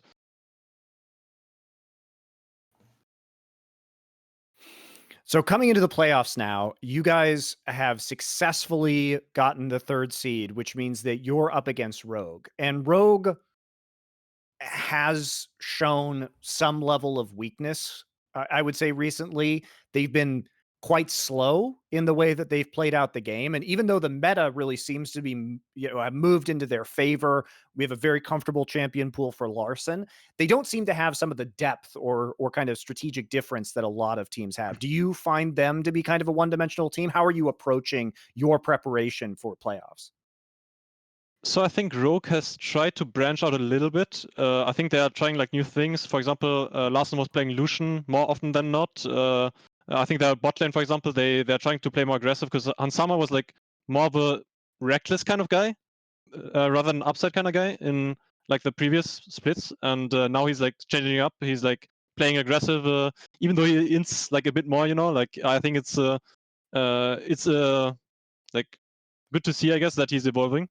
And like Odo is just like a really safe player, like, or like not really safe player, like he's just really smart about the game, so he doesn't like die a lot, like he's a good weak side player. And he can like really carry if he gets his resources as well. So I think they don't really have that many like glaring weaknesses, I guess. Like I think maybe one you can ask one who is like kind of not performing on his like on the level of his teammates is like maybe Trimby. But I think like Trimby as a rookie, like it's good to see that he's playing aggressive, even though like as a rookie maybe you are like too scared to like go in and stuff like this. Especially as a support, you are usually like the front line of the team. You have to like make stuff happen, right? And it's really nice to see that he doesn't have any fear, like he's just perma going in, like he's not afraid to int. And I think that's a really important quality to have as a support, because yeah, you are like more often than not you're the front liner, right? So yeah, so even though he's like maybe inting a bit too much, like I think it's expected, and I think he can cut it down as well, like come playoffs. So I think they're looking like a really, really strong team. So just for you in particular, because you were the one who really pioneered on Mad Lions the farming support with the fasting center, right? Like this is kind of the Mad Lions special. What did you make of him playing Cho'Gath in that situation? Because that was pretty unique. And not something that we've seen a lot of. It was a kind of new champion to be taking that farm. As a support player, is this something you liked, or what do you think the up and downsides are? So we actually talked about Cho'Gath ourselves, like when we were trying to come up with picks that we could pair Senna with, because like the thing with Senna is you don't really want to pick Tahm Kench in the first rotation because maybe they can counter it with like Blitzcrank or something like that, or like range support. So usually you want to always let it fall through if you're like afraid of that. And if you don't really have like a Tahm Kench player maybe, then picking Senna becomes kind of risky, right? Especially without like the Tahm Kench safety, you can always get like kind of stomped in lane, or like you can get ganked, stuff like this. So you kind of want to have a tank paired up with you. So like Cho'Gath is actually like pretty decent, even though like they played a bit Everfrost and Glacial Augment, right? Right. Yeah. I think that's kind of a risky build, but it seems to be for working sure. out. And Zonias. Yeah. Yeah, I mean that's kind of a squishy build for sure. I think it can work for sure. I think they picked it pretty smartly because like the enemy jungle had I think Fnatic picked Gragas or something, like not a strong early jungler. I think if they had, for example, Udyr or like what is it, like strong early game, maybe like even Lilia or something that can dive like level 2 or 3, I think they would be in more trouble because like against Aphilos Thresh, if you like get poked a bit too much, or like if you fall behind early game, like if you get zoned off XP, like this lane matchup can get really, really rough. So maybe if they had played against like Udyr or something that can dive you early, or like that can just gank you, because I mean Gragas ganks are like pretty deadly, but he doesn't really farm that much. So if you respect, then your jungler will just be like way ahead, right? So I think it's like Cho'Gath the support with Senna is like for sure a decent pick because you have so much CC as well later. Like you're really useful, but it's just a bit too risky. I think. I think just yeah, I'm not sure. Like maybe they wouldn't have picked it if they didn't see the Gragas, but yeah. Well, like you say, they're also on blue side, so it's a flex pick, right? You're not really, and nobody expects it to go support. So you're not, that wouldn't have been my first assumption upon seeing that draft, right? As it played out that, oh, there's a Cho'Gath coming in as a pick. That means that it's going to be paired with a Senna, right? You can go pretty deep in that draft before you actually can untangle that, considering that you're probably thinking it's headed up into the top lane as a very kind of safe conservative pick, if anything, right? And that's true for sure, actually. I think like Cho'Gath is actually a pretty strong top laner as well, so it's not even like you can't ever play him into any matchups, right? For example, like there's like a holy trinity of tank supports, tank top lanes right now, like Sion, Gragas, Cho'Gath, I think, are the three. And for sure, like if Cho'Gath is ever like meta, you can flex him for sure, yeah. So I want to talk, because I haven't heard a lot from you guys about a lot of the changes that you made in the off season. I know we're heading into the playoffs, and we'll get back to that conversation soon. But given your kind of success as a team last year, you guys had all those rookies and humanoid, and yet you had an unfortunate Worlds run. I'm curious, because my theory was you guys never really had any real LAN experience. Did you find that once you got to Worlds and you were at LAN that your team kind of behaved differently? Did it feel like some of you guys were more nervous, or you weren't able to live up to those expectations because of the change in setting? You weren't just at your team facility any longer, which is where you'd played basically the entire time in 2020? I mean, I think there's for sure a difference. I think even like veterans kind of feel a difference when there's like change in like climate, I guess. Like for example, the stage at Worlds was like a bit colder than like for example our office, and like it was just like different, right? And I think everyone behaves differently if there's like any change in their settings, for example, like or like in the temperature or whatever. And I think we got definitely hit by that as well. I don't think you can excuse like our whole Worlds run because we played on LAN, because like everyone kind of had to play on LAN, right? So okay, but many other players had played on LAN before. That's my point, right? You guys had played a little bit in the LEC studio, but you had never played a best of 5. You had never played a playoff match. You had never had a high stakes LAN scenario, right? I mean, that's kind of true, but also like in a way we all came from national leagues, and in national leagues you used to also play LANs, like even in front of like a huge crowd, right? Me in Mousebots, I won like 2 or 3 titles as well, or like I was in EU Masters. So it's not like I had no stage experience at all. It just Worlds is a different experience because like it's such huge stakes, I guess, and it's like in a different country as well, right? So the climate is different and stuff like this. So I mean, almost nothing's the same, Kaiser. The only thing that's the same is the ping's super low and people are there in real life. Like, there's no universe. You were going up to the fucking Prime League final, like, oh my God, I can't believe that. You were just like, oh, it's cool, it's on LAN. Like, when you were going into that match, even against fucking nobodies, like the fucking guy who plays top lane for you now, you were shitting your pants, mate. You could tell, look at your team, you were all shook as fuck. Like, fucking Mob Deep was coming back to make a part 3 just about that match. Like, mate, listen, I get it. You have played LANs, but like the qualitative difference is the key here, isn't it? Like, this is the other thing as well. LANs are also like a ladder. Like, even if you get it handled so you can win the ERL level, maybe you can even win LEC level. Dude, you can still blow it in the Worlds itself after that. Like I thought Rogue was mad underwhelming as well at Worlds, and they looked actually pretty good by the end of playoffs in LEC. So, like, I think for me, it's like the big problem with that topic is it's an unfair topic because the person who's never been in that situation will always want to believe that they'll be fine and nothing will go wrong, but you can't really know. It's like being thrown into water if you've never swum. You can't know if you're going to be fine until you're in the water, you know. So all the planning in the world doesn't really help you, I think. I mean, that's kind of true. I mean, I would say like it also depends on the player a bit. I think like some players are more resistant to stage fright and stuff like this. But yeah, I mean, we as a team, like I think we are like more of the resistant kind for sure. But maybe it didn't show at worst. Like I think we just underperformed. I think our performance, like even when we were playing online, was not that great. So like for example, in the Rogue match, like we got 3 outs. Like it wasn't even close, right?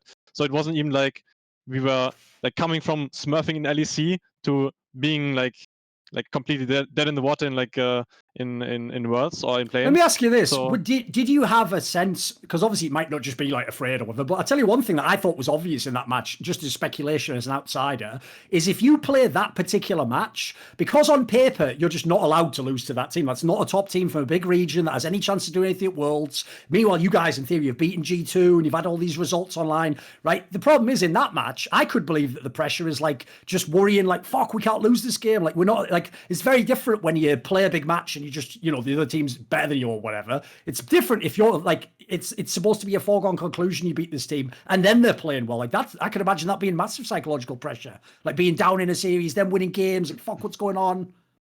I mean, that's kind of true. Like for me, I can only speak for me personally. I think I always performed better under like or in an underdog role, because it just helped me, like, if I looked up to people, for example, and I beat them, like it just feels really nice, and like I get more motivation Sure. from like beating people better than me, or like in my mind better than me. So that always like kind of helped me. For example, against G2, you know, like I was trying my heart out and stuff like this, and it's kind of harder to do it against like teams you don't really have that much respect for, I guess. And maybe you should have respect for them, but it's kind of hard to have that. Like if It's you just play human G2 nature and not to, of course. Yeah, of course. I mean, yeah. So you kind of get careless, you know, and that's what I was like trying hard to improve on from last year to this year, is just being more consistent in that, like that I don't have to like be in this underdog role to like have this motivation and stuff like this. So I try to set myself goals for I'm not like even beating G2 or something, just like small goals for like yeah, just having like my like keeping my motivation like high and just performing. Yeah. By the way, that's even a side tangent I'll just very briefly address so we could skip back into the games, which is like one of the most underrated parts, in my opinion, of being a really elite team in any region is taking care of fucking business against the bad teams. There's plenty of teams where they can have an underdog run, they can be a mid-table team and look awesome and come third. But to be number one and to still beat the bad teams, therefore, by the way, ensuring you always make playoffs, you always make the next round, that's actually harder than people realize. Like the same LCS players who are like, but I can't practice against Koreans, so how am I supposed to be better? It's like, mate, you don't take care of the teams against the fucking worst team in your league. Like, mate, that'd be wasted on you, motherfucker. Let's leave that to the good teams. Let Chinese teams play against LCK. Once you can take care of Dignitas, we can have a little conversation about you upping your practice level, mate. Because that is underrated. Because think about it, right? If you're G2 and you play the worst team in the LEC, you know, in theory, we can win this a million ways. But to then still make yourself give proper effort, play correctly. I know probably pick the worst team to give that example for, because G2 probably would actually just style. But in theory, you know, I guess Koreans would be the best for than DAMWON or something. You know, they would just still crush you like in the most methodical way ever, just to prove it. You know, just to make a point. Yeah, I mean, when we were playing scrims against like the top LPL and LCK teams, it felt like way different than playing against like even EU or NA teams, because I feel like they actually took every single game, like even though they stomped you like 4 games in a row, they took like the 5th game super seriously, and they just like stomped you another time, you know, like it was like way different than what we were used to. So yeah. Wasn't like back in the days when they used to go, you know what, boys, we're up 3-0 in the scrim block. Give TSM the last 2 wins, let them leak the 5th one, and then we'll get all their fans to believe they're actually going to do some Worlds. It's not like that anymore. Now they just play straight up. Fair enough. Yeah, historically, I will say from watching Korean teams, it really did vary when I would watch scrims team by team as to who was going to troll. Like famously, those Samsung teams in 2014, both white and blue, would troll the ever-loving shit out of people in scrims and play off-roll and do wild and wacky picks all the time. So kind of like Mad Lions in official LEC games. At least, but they used to win. My bad. Yeah, they used to win the game at the end, Monty. Yeah, you're right. No, sometimes they'd lose, but you know, at least Mad Lions would, you know, told their opponents straight up what was going to happen. True. The Korean teams didn't give the scrim opponents that courtesy. They would just troll and do it. But it was funny because that was always what would happen is like the level of disingenuous bullshit that used to happen in the past about scrim results, where, you know, an LCS team would be like, yeah, we won like a few games off of Samsung and scrims. I'm like, were they trolling? Tell me the draft. Tell who is playing what. Tell me right now, because they would use these false data points to like hype up their fan base in super ridiculous ways. And you could tell like that wasn't actually happening against, you know, other top teams, but it is, I guess, nice to hear that they just flat out stomped you every time. So at Worlds, when you guys were in these scrims, who was the most impressive team you thought when you guys were there in the early stages? If you had to predict the winner, would you have said DAMWON when you were there? I mean, actually not. I thought we were like, I thought Gen.G was actually the best team. I think like Kanavi was just so good. Like he was not getting hit by any skill shots. He was like just everywhere. And so we thought like Gen.G would just take it all. Because like DAMWON, I think they were like a pretty smart team, you know, that you couldn't really get like that many advantages against them and stuff like this, especially their bot lane. I think they were like this like weak side bot lane that was just like a stone wall kind of. But in terms of like getting advantages, like Gen.G was just so much better, you know, like we just, yeah, I mean, we just thought that JDG was just a better team. So yeah.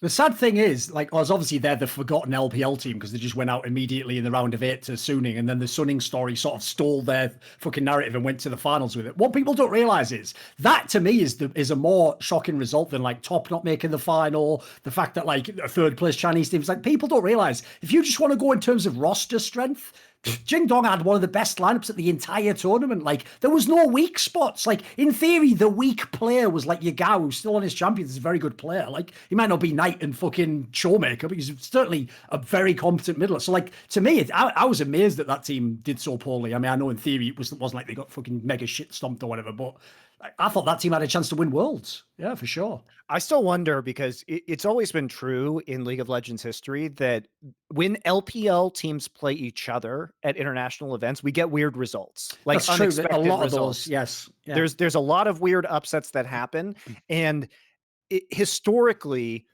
they tend to kind of revert.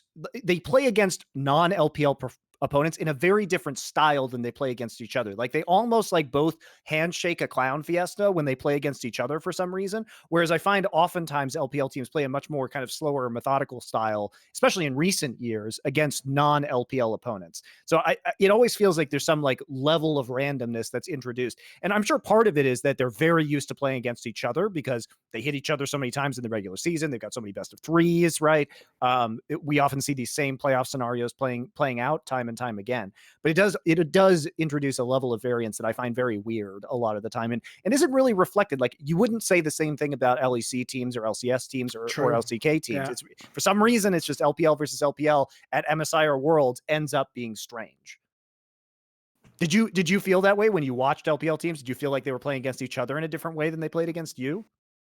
I mean, for the lower tier teams, yes. I think JDG just still like kind of played super aggressive every single game, stuff like this. But there was like I forgot the name of the third or fourth team, I think.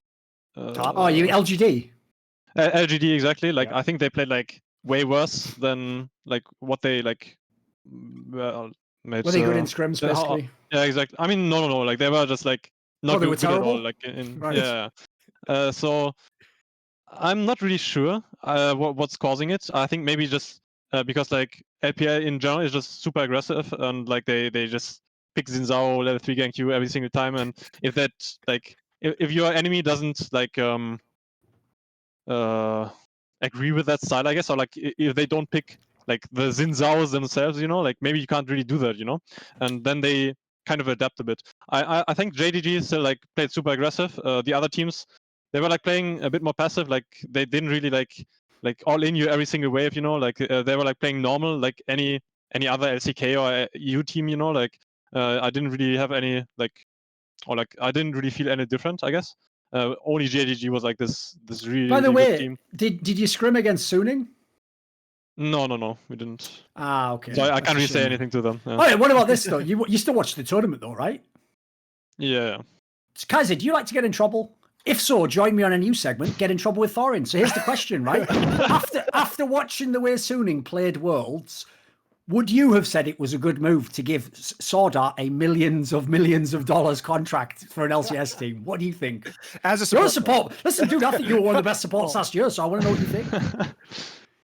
I mean, I didn't play against Swordart at all, so I can't really like say anything that much or like say that much. But I think like Swordart in general was just really smurf. Like all the like whenever he like played like regular season or like even at Worlds, I think he performed quite well. No, like I'm not sure.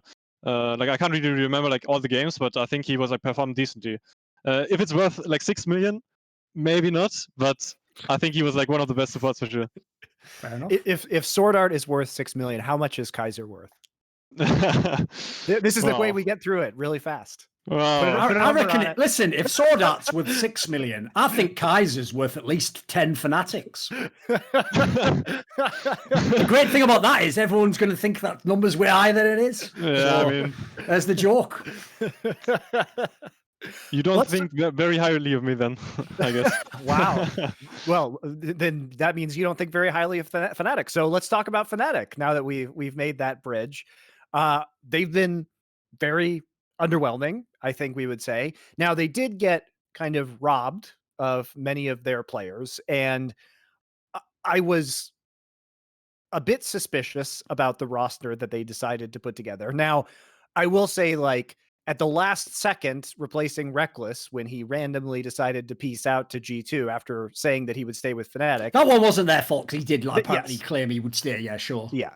So they did have to make a last minute switch, and Upset is a pretty good substitute. That's a pretty right? good lateral move. Yeah, Yeah, especially on a short timeline. Like, you're not going to fault that. You wouldn't have said that, the Niski for Nemesis swap would have been terrible, given that Nemesis was the clear weak link last year within that roster. But what do you think is going on with Fnatic? Because they seem significant. If you were to state the meta right now, and you were to look at it and you were to say, got a very reliable AD carry, you've got a roaming mid laner that historically, like if you look at his last year on Cloud9, really was there to help Blabber as a jungler, right? And we're in a farming jungler, carry jungler meta, which should be set up for self-made.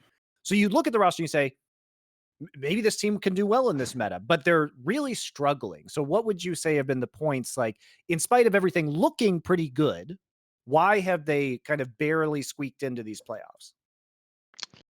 Well, so I think like the best comparison is like to a pirate ship. I would say, like, for example, like if you take Hylissang as like the captain, and he's like, shit, we are crashing like soon, like in previous Fnatic iterations, Reckless and like Nemesis in that case would just jump the ship. They don't have any loyalty, like they just go to the side lane, farm up, and they also pick those champions. Like they pick the Corkis, they pick the like hyper carries, I guess, right?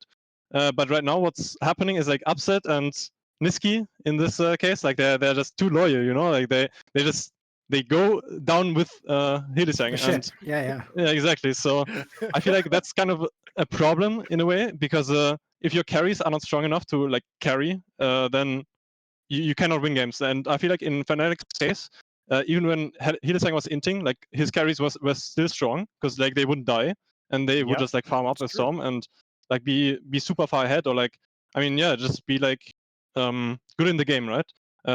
If Bippo and Hylissang were going on solo missions, that was like their thing, and they would die for it, or they would get the kills, but they wouldn't drag the team down with them. And I think in this iteration, I think like Upset and Niski is picking more the supporter style champions, like that. He's picking the Seraphines, like he's not being this like secondary carry that Nemesis was in in like the last years. So it's a different style for sure, and I think it's a testament, because like if Hylissang is inting, or like if Bippo is inting and stuff like this, then it just goes downhill, like that's why their games look so like so bad and good at the same time, I guess, because like if a coin flip bot lane goes right, of course, like they're gonna snowball, right? And like Upset is gonna just 1v9 the game, because like he's super far ahead, like everyone is perfectly working out as well. Yeah, I mean, everything is like working, right? But if like they lose a flip, or like if a fight goes wrong in like bot side river or whatever, then there's just nothing to fall back to. And that's what I feel like is Fnatic's problem right now, is like if they fall behind, or like if Hylissang makes one bad mistake, then yeah, it's just no going back, I guess. Here's an edgy take for you. This is a good one. You've never heard this one before, right? I'm calling it right now. At this point in his career, Selfmade needs to do an enormous transformation as both a player and a human, or he ain't going to make it. He's not going to be a champion in the LEC, because this motherfucker is now the forgiven of the jungle role. Because think about it, right? What player did he ever make better as the jungler? Nobody. He just made himself the star. Now, don't worry. If it's the right meta, these guys' mechanics are monsters, like Forgiven. He can look the best at his role, but then you always go, well, he's the best at his role, but the others are all holding him back. It's like, wait a minute. When do you ever make them better? Like, a star player also makes people around him better. Like, as much as I don't like Niski's style of play, he inarguably made Cloud9 better, in my opinion, in that weird, like, I don't think he's very good in this Fnatic. I think it was a weird move, but whatever. I get the premise of what they were going for there. My problem with the self-made one is this. When I saw this lineup made, look, I meme on Fnatic, but I actually thought to myself, look, there's basically nothing here remaining from like the old school champion Fnatic, so it shouldn't be the best team. In fact, realistically, I even said at the beginning, I didn't even think they'd be second best. I thought they'd be like third, fourth, sort of where they roughly are now if they hadn't tanked the end of the split completely. But when I looked at this lineup, I was like, there's only two people in this team have a chance. Upset and self-made have to have the fucking splits of their life. And if they do that and one of them is the MVP, maybe they can challenge the top teams. Instead, like you say, the upset angle, it's like he's playing well within context, but he's not the best ADC in the league. No one's even debating that. Self-made is actually playing terribly. It looks like he's had one of his worst splits ever. And I just think back to the last teams he was in. So he was in the SK team with no good players. So you gave him a pass that he was just only the one carrying himself and all of it was on his shoulders. But even in the Fnatic team last year, dude, he didn't even have synergy with Nemesis. So it was his old fucking teammate from like 3 years earlier. Like, I think this guy's got some real issues because in my opinion, you look at this team, all they do is they win off Bwipo not inting. That's like the fucking blackboard behind them. And by the way, if you don't know Bwipo's style of play, you have to go through the ints to get to the wins. Yes, that's why it's the most dangerous style of play in the entire world. Like, to me, that can't win the LEC, that style. And I have to put some of it on self-made because, as I say, like, look, if there's one thing you can't say about Niski, he's obviously a good teammate. As Kaiser says, he's doing what he needs to be done. So if you're someone like Selfmade, the reason I give the contrast to Forgiven is I've often told people this story is I didn't need to wait until 2020 to know Forgiven was actually fucked in the head. I knew when he made top 4 at Worlds with that H2K team and still complained about every member of the team not being good enough and letting him down. I just remember turning to him and going, who do you think you're going to get as your teammates? What's going on here? And the best part is, at the time I remember thinking, who's even available? Who's better than them? What, like Expect and so on? He just had them as his teammates the next year and fucking imploded instantly. So it's the same thing. It's like Selfmade. Jungle is not a solo role, mate. You're never going to have a whole year where you can 1v9. So you have to be able to make other people better, even if sometimes that might mean taking a hit yourself. Well, and it's also in this meta, right? In this year's meta and in the meta that we saw at Worlds, right? How does it get better for him? Because this should be the meta where, you know, it's a rare carry jungle meta where he has all the resources available to him. And then when Nemesis leaves, who do they go out and get? They get Niski, the dude who literally leaves lane to fight for crabs for Blabber. Like, they got the most selfless mid laner ever, who loves roaming, who loves just supporting his jungler in the river early, who loves supporting his junglers invades. Like, it doesn't get better than this for Selfmade. Like, this is literally the peak amount of resources that you can give a jungler in the game of League of Legends. And yeah, but here's the thing, Monty. I already know. Listen, I don't know Selfmade as a person, so I'm joking when I say this, but I already know because I'm going to go in the Forgiven mindset. It's like what Forgiven used to also do, right? You would think Forgiven's favourite jungler ever would be Jankos, right? The first blood king who ganks all the time in that era. Of course I want that as my jungler if I'm the AD carry. Call him bot lane all the time, but as you know from that Summoning Insight episode we did, where Jankos just explained that story, where it's like when he once came bot lane, when Forgiven didn't think they technically needed to and could have won the fight 2v3, he was like, what the fuck are you doing? You should have been farming a camp elsewhere. I think Selfmade's like that. I think he's so fucked in the head. His logic is, because he comes from like fucking, like he imagines, spoiler, it wasn't really Bane, but Bane in the movie when he was supposed to have crawled out of that pit. Because he came from all these shit teams, I think in his world, I'm not joking, he doesn't want a mid laner that plays for him. He wants the mid laner to just be the best mid laner, smash the mid lane, and then he'll just do whatever he does around him. And it's like, listen, that doesn't concern you what I'm doing. So I agree with him on paper. It should have been his dream jungle. It should have been like the butler that would help him be the king. Yes. But he thinks he has to do it all himself, like his name, doesn't he? Wow. Well, yeah, I think it's an interesting problem, but I really, it's very difficult to see Fnatic having a consistently strong performance, even if they can create an upset or two in the playoffs. That's great, isn't it? Just yeah. I'm loving it. Like, What do you guys like it? You just like seeing the Fnatic fans Dude, slowly dissolve. Here's what I love. Here's what I fucking love is that Kaiser, you were around this level of the ERLs when Larson was coming up in the Rogue Academy team. And then, right, remember, he was still in Academy, even though in theory they had one of the best teams, back when all those players came from mid lane, Humanoid, Nemesis, Abadagi. Everyone was hyping the fuck out of all these guys, even Abadagi, by the way. They were even hyping him at the beginning, like he's got really good mechanics or whatever. Nobody was saying a word about Larson because people in League of Legends don't have an eye test. So unless you play super flashy, they don't know that you're good. If you go off in a game, anyone can say you've got 4 kills or whatever. So they were just like, Larson's just a good player, right? What's great about Fnatic is this. Rogue isn't like the most wealthy team in the world. They don't have players that are like, I would never leave Rogue.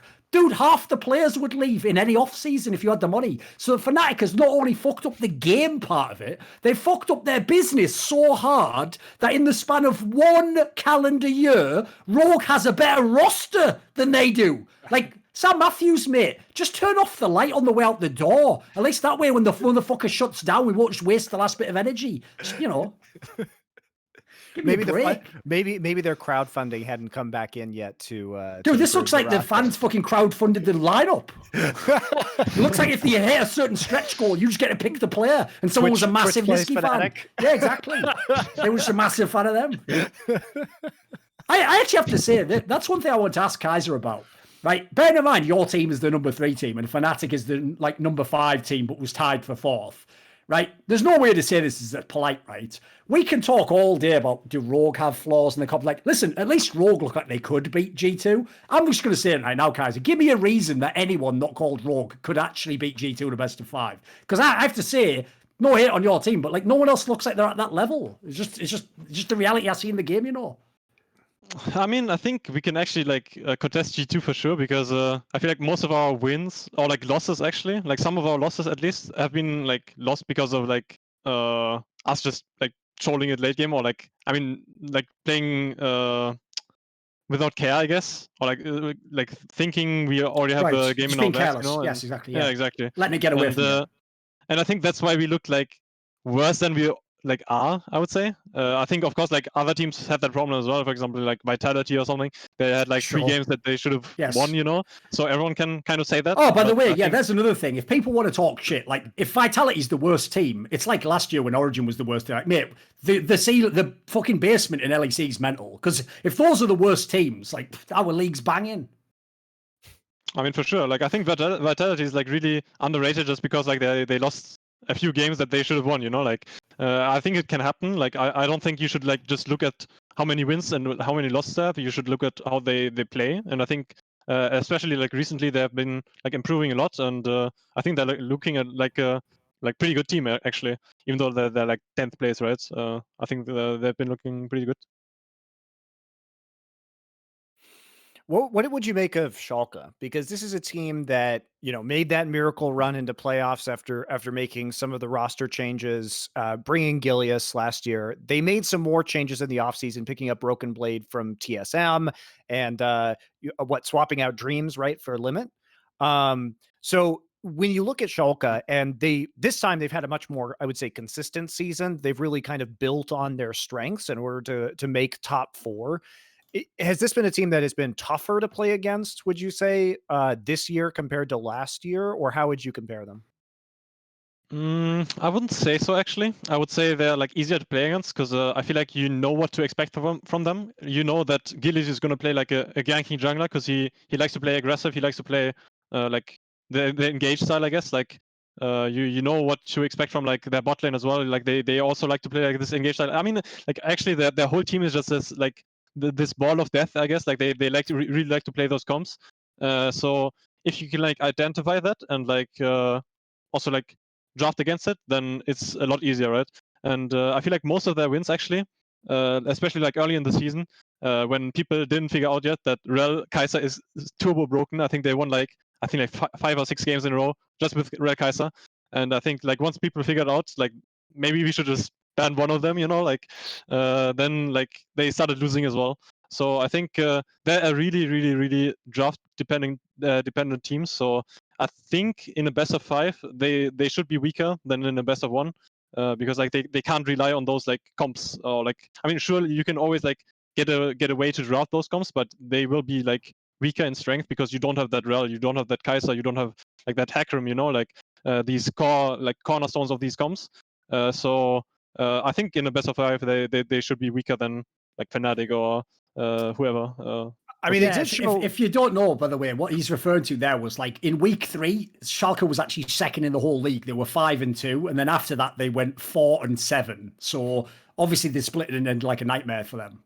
Well, they did have probably the most interesting, besides you guys, of course, but that was a little bit different. They did have like the most interesting real draft of a real game that was being played, I think, of this past week, where when they were playing against XL, they had a pretty creative comp that was kind of specifically targeted at Patrick, where Abadage was playing the Nocturne in mid. They were playing basically they had such incredible long range engage and damage between the Karthus jungle, the Gangplank ultimate, the Nocturne diving in, that Patrick basically was never going to survive any engagement whatsoever. And the rest of the team on XL was either Syndra or tanks.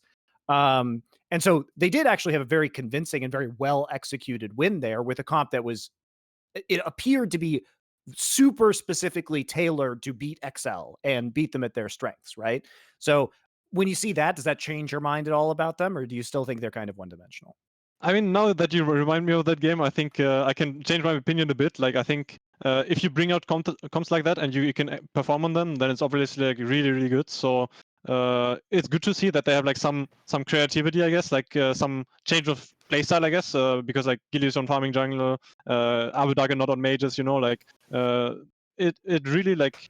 I mean, yeah, I mean, it brings hope to like Schalke fans, I guess, because if they only played this one style, like they would never like beat any decent team, like with a good drafting style. So yeah, I mean, that one game definitely changes like my opinion of them.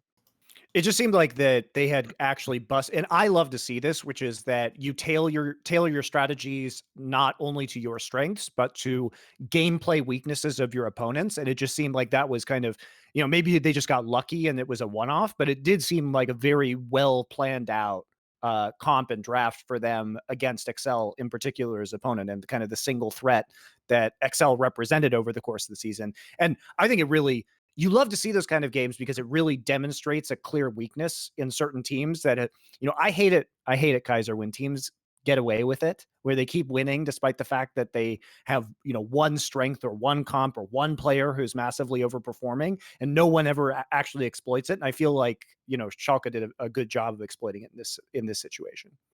Yeah, I mean, Rogue was, for example, one of these kind of teams last split, I think, or like last season. I guess I think they identified that they can't keep winning like this. They got exploited at Worlds.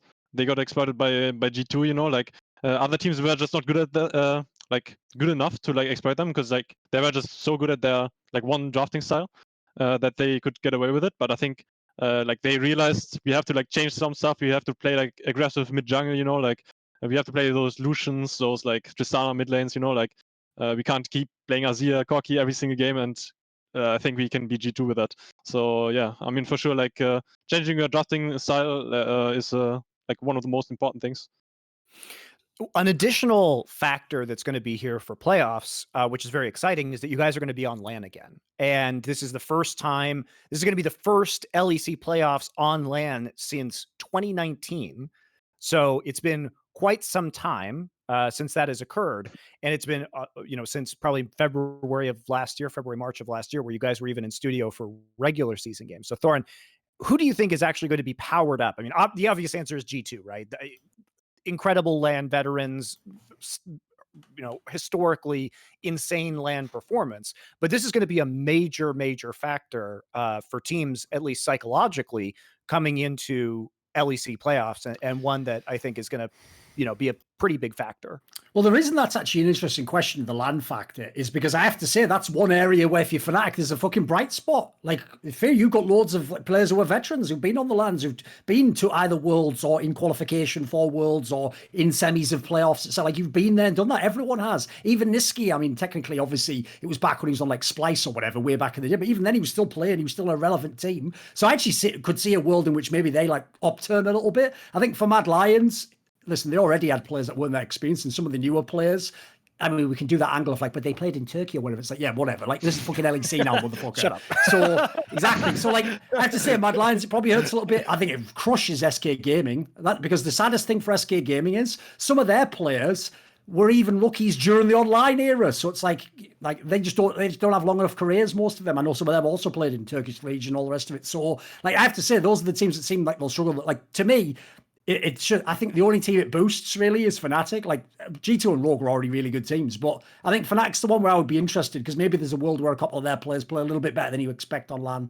Now, you don't think Rogue will be affected at all, considering that their performance at Worlds was worse than we would have anticipated, given their LEC performance? I kind of agree with what Kaiser was saying there. Like, basically, the problem I think Rogue had was, like, I can tell even they knew that style was mega one-dimensional. It's just it always worked. Like, you just put fucking Larson on, like, Orianna or fucking Azir. You just played, like, that slow-ass game style, and you just won it, or you just put Inspired on Olaf. Like, if you did those things, you just won, basically. The key thing for me now is I think they have better players on that team overall. Like, Odo Amna's addition adds totally different dimension that Finn never had. So, Sure. like, I see what you mean. Like, there's certainly some of them aren't that experienced. Like, it would have been nice to have Vander here still if you were going to play on LAN. But I think they've got enough good pieces that, like, I don't know. I see what you mean, but I don't think they'll be hit as hard as some of the other teams. Well, also, even just adding Odo Amne, who's been at 1 million lands, is probably... Also, I'll even throw this in there. Listen, if you're going to pick people to choke on LAN, I wouldn't pick Orianna mains. I'd pick people who play like fucking Yasuo or something, because that guy has 1 million chances to tilt on LAN. The guy who plays Orianna goes, well, I guess I'll just be a boring basic-ass bitch and get all the CS again. Like, yeah, we can all do that, mate. You know, so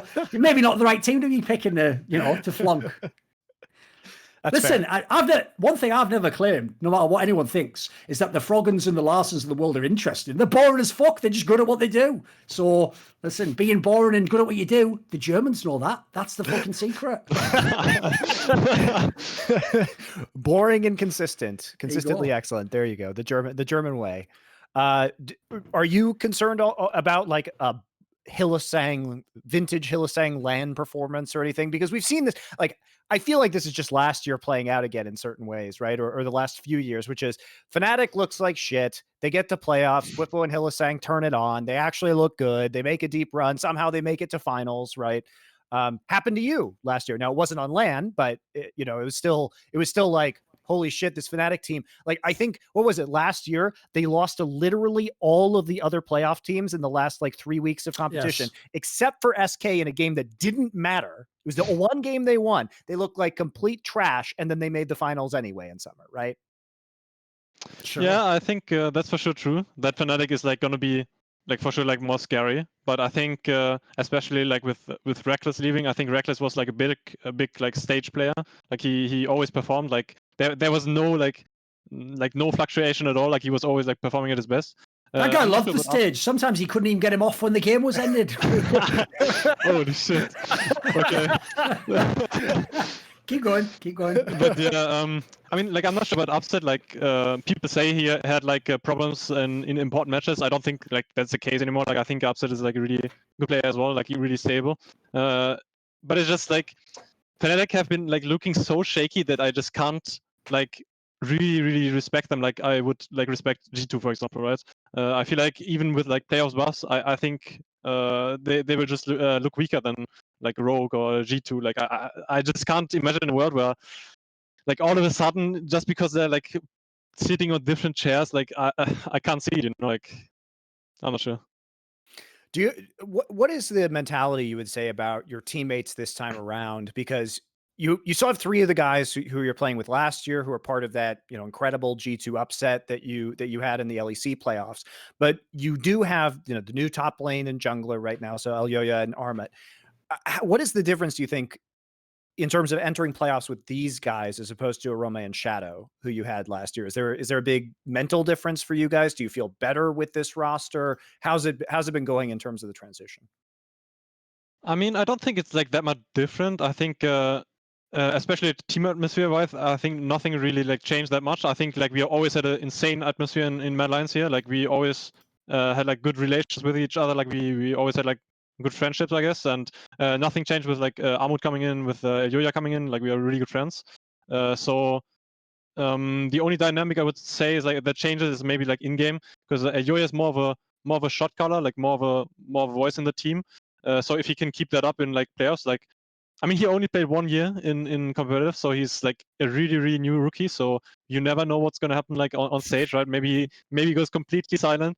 I don't imagine that. Like, I think he's the kind of guy who doesn't really like care about those. Nah, like, he'd probably just shit stomp anyone on LAN. Even if the other team's supposed to be better, he'd probably treat them with no respect whatsoever and just fucking crush them, all their dreams. Yeah, I mean, exactly. That's why you got him, right? Armut especially as well. Like, he's really experienced, right? Like, he played like multiple LANs in Turkey. Like, he played in world stage as well, right? So Sure. I think they're like pretty like how do you say choke proof, I guess. So Actually, I that's think we not a should bad be point. better. Actually, I should probably have considered that. To be fair, he did go to World, so like that is some LAN experience. It's not like being a total rookie. Yeah, you got a good point there. Yeah, that is. When you talk about Elyoya being more of a shot caller, how has the shot calling changed in Mad Lions from last year to this year? Because you make it sound like Shadow was not a big part of your comms. So what were your comms like last year, and how have they changed coming into this year? And I think like I mean Shadow was also like a pretty like huge voice in our shot calling. Of course like every jungler kind of has to do that. I think like jungling not like junglers not shot calling is like nothing you can like. It's basically unheard of. You end up on CLG. It's the Broxer story. We all know that. Listen, we've gotten rid of him now, boys. It's okay now. We can talk about real junglers. Keep going. Yeah, I mean like jungler shot calling is like basically a necessity. So I wouldn't say like Shadow was silent. You know, like I think Shadow was like doing a great job as well. Like shot calling wise, it's just Elyoya has like he's more structured. I would say like he has like plans what he wants to do like until middle 4 whatever. Like he says what he wants to do and stuff like this. So. Like he's more vocal for sure. Like for example, Shadow, he had like problems expressing himself sometimes, like what he wants to do. Like sometimes he just didn't say it, you know. Like even though like everyone was like kind of thinking like how do you say, like we knew what he wanted to do kind of, but like he should have maybe communicated more so we were on the same page, you know. Like Elyoya is really communicative and like all the time basically. So that's really important to have as a jungler. And yeah, I mean. In general, I think we are just better as a team as well. Like us three, like a humanoid, me and Kazi. Like we are just communicating more as well. Like we know what to do more, like about the wave state. So that impacts the jungler as well for sure. That his laners are giving more precise information. Like that his laners are like also calling him more, like what to do. You know, like we are helping Elyoya with that as well. So it's not like Elyoya is like doing like 100% of the shot calling, right? Like we improved as well. So yeah, it's like a two sides thing. I think like we just improved overall. Yeah. All right. Well, I think we'll wrap up here. Do you have any other final words about LEC playoffs or Mad Lions? Kept you on for over an hour at this point, so I don't want to take up any more of your evening. I mean, I think it's just going to be like a, a really fun player for sure. Like you won't probably see like any more trolling from us. At least lane spot wise, but I would hope not. So when I'll ask you one final question. When you compare last summer's LEC playoffs to this spring's LEC playoffs, do you feel that this is a more competitive playoff than last year, or do you feel like the top teams or the teams overall have gotten a little bit weaker? I think the top teams actually have gotten stronger. I think like the medium tier teams as well. I think everyone like kind of is close to each other in LEC. Like the standings indicate that as well. Like there was always like there was almost a 5-way tie or something for like 5th or whatever. So I think I would say that LEC in general has gotten stronger. The top teams, the medium tier teams, like I think playoffs will be like really fun to watch because like Fnatic is not looking like the super team, you know. Like even Rogue has weaknesses. We have weaknesses like SK, Misfits, you know. Like everyone can take games of each other, kind of, and I think that's like kind of fun to see. Yeah. Perfect. All right. Well, that'll do it for this week's episode of Summoning Insight. We will be back on Mondays, back at our normal time now, which will be 11 a.m. Pacific Daylight Time and 7 p.m. Central European Time, at least next week. And then Central European will go into Central European summertime, and everybody will be in summertime. So it'll change for Europeans again. But that'll give you guys some level. We're back on a consistent schedule now here on Mondays. VOD will be out Tuesday mornings as usual. We made it a whole episode, Thorin, without talking about LCS. This is the best day ever, even though it's right before playoffs. I referenced TSM a couple of times, but yeah, true. Overall theory, that's just me. Well, we didn't talk anyway, right? We didn't talk about any of the games. We didn't preview playoffs. We will have an LCS. I think Gyoto from Immortals is going to come on next week and chat about the first round of LCS playoffs. Because LCK will not be going to playoffs next week, so we'll probably focus on LCS and LEC playoffs. And I'll probably be out after the first round anyway, so who gives a fuck? All right. Oh, is this still on? How bad? All right. There you go. There you go. Well, so we'll be back. Thank you guys very much for joining us, and thanks for coming on, Kaiser. Thanks for having me.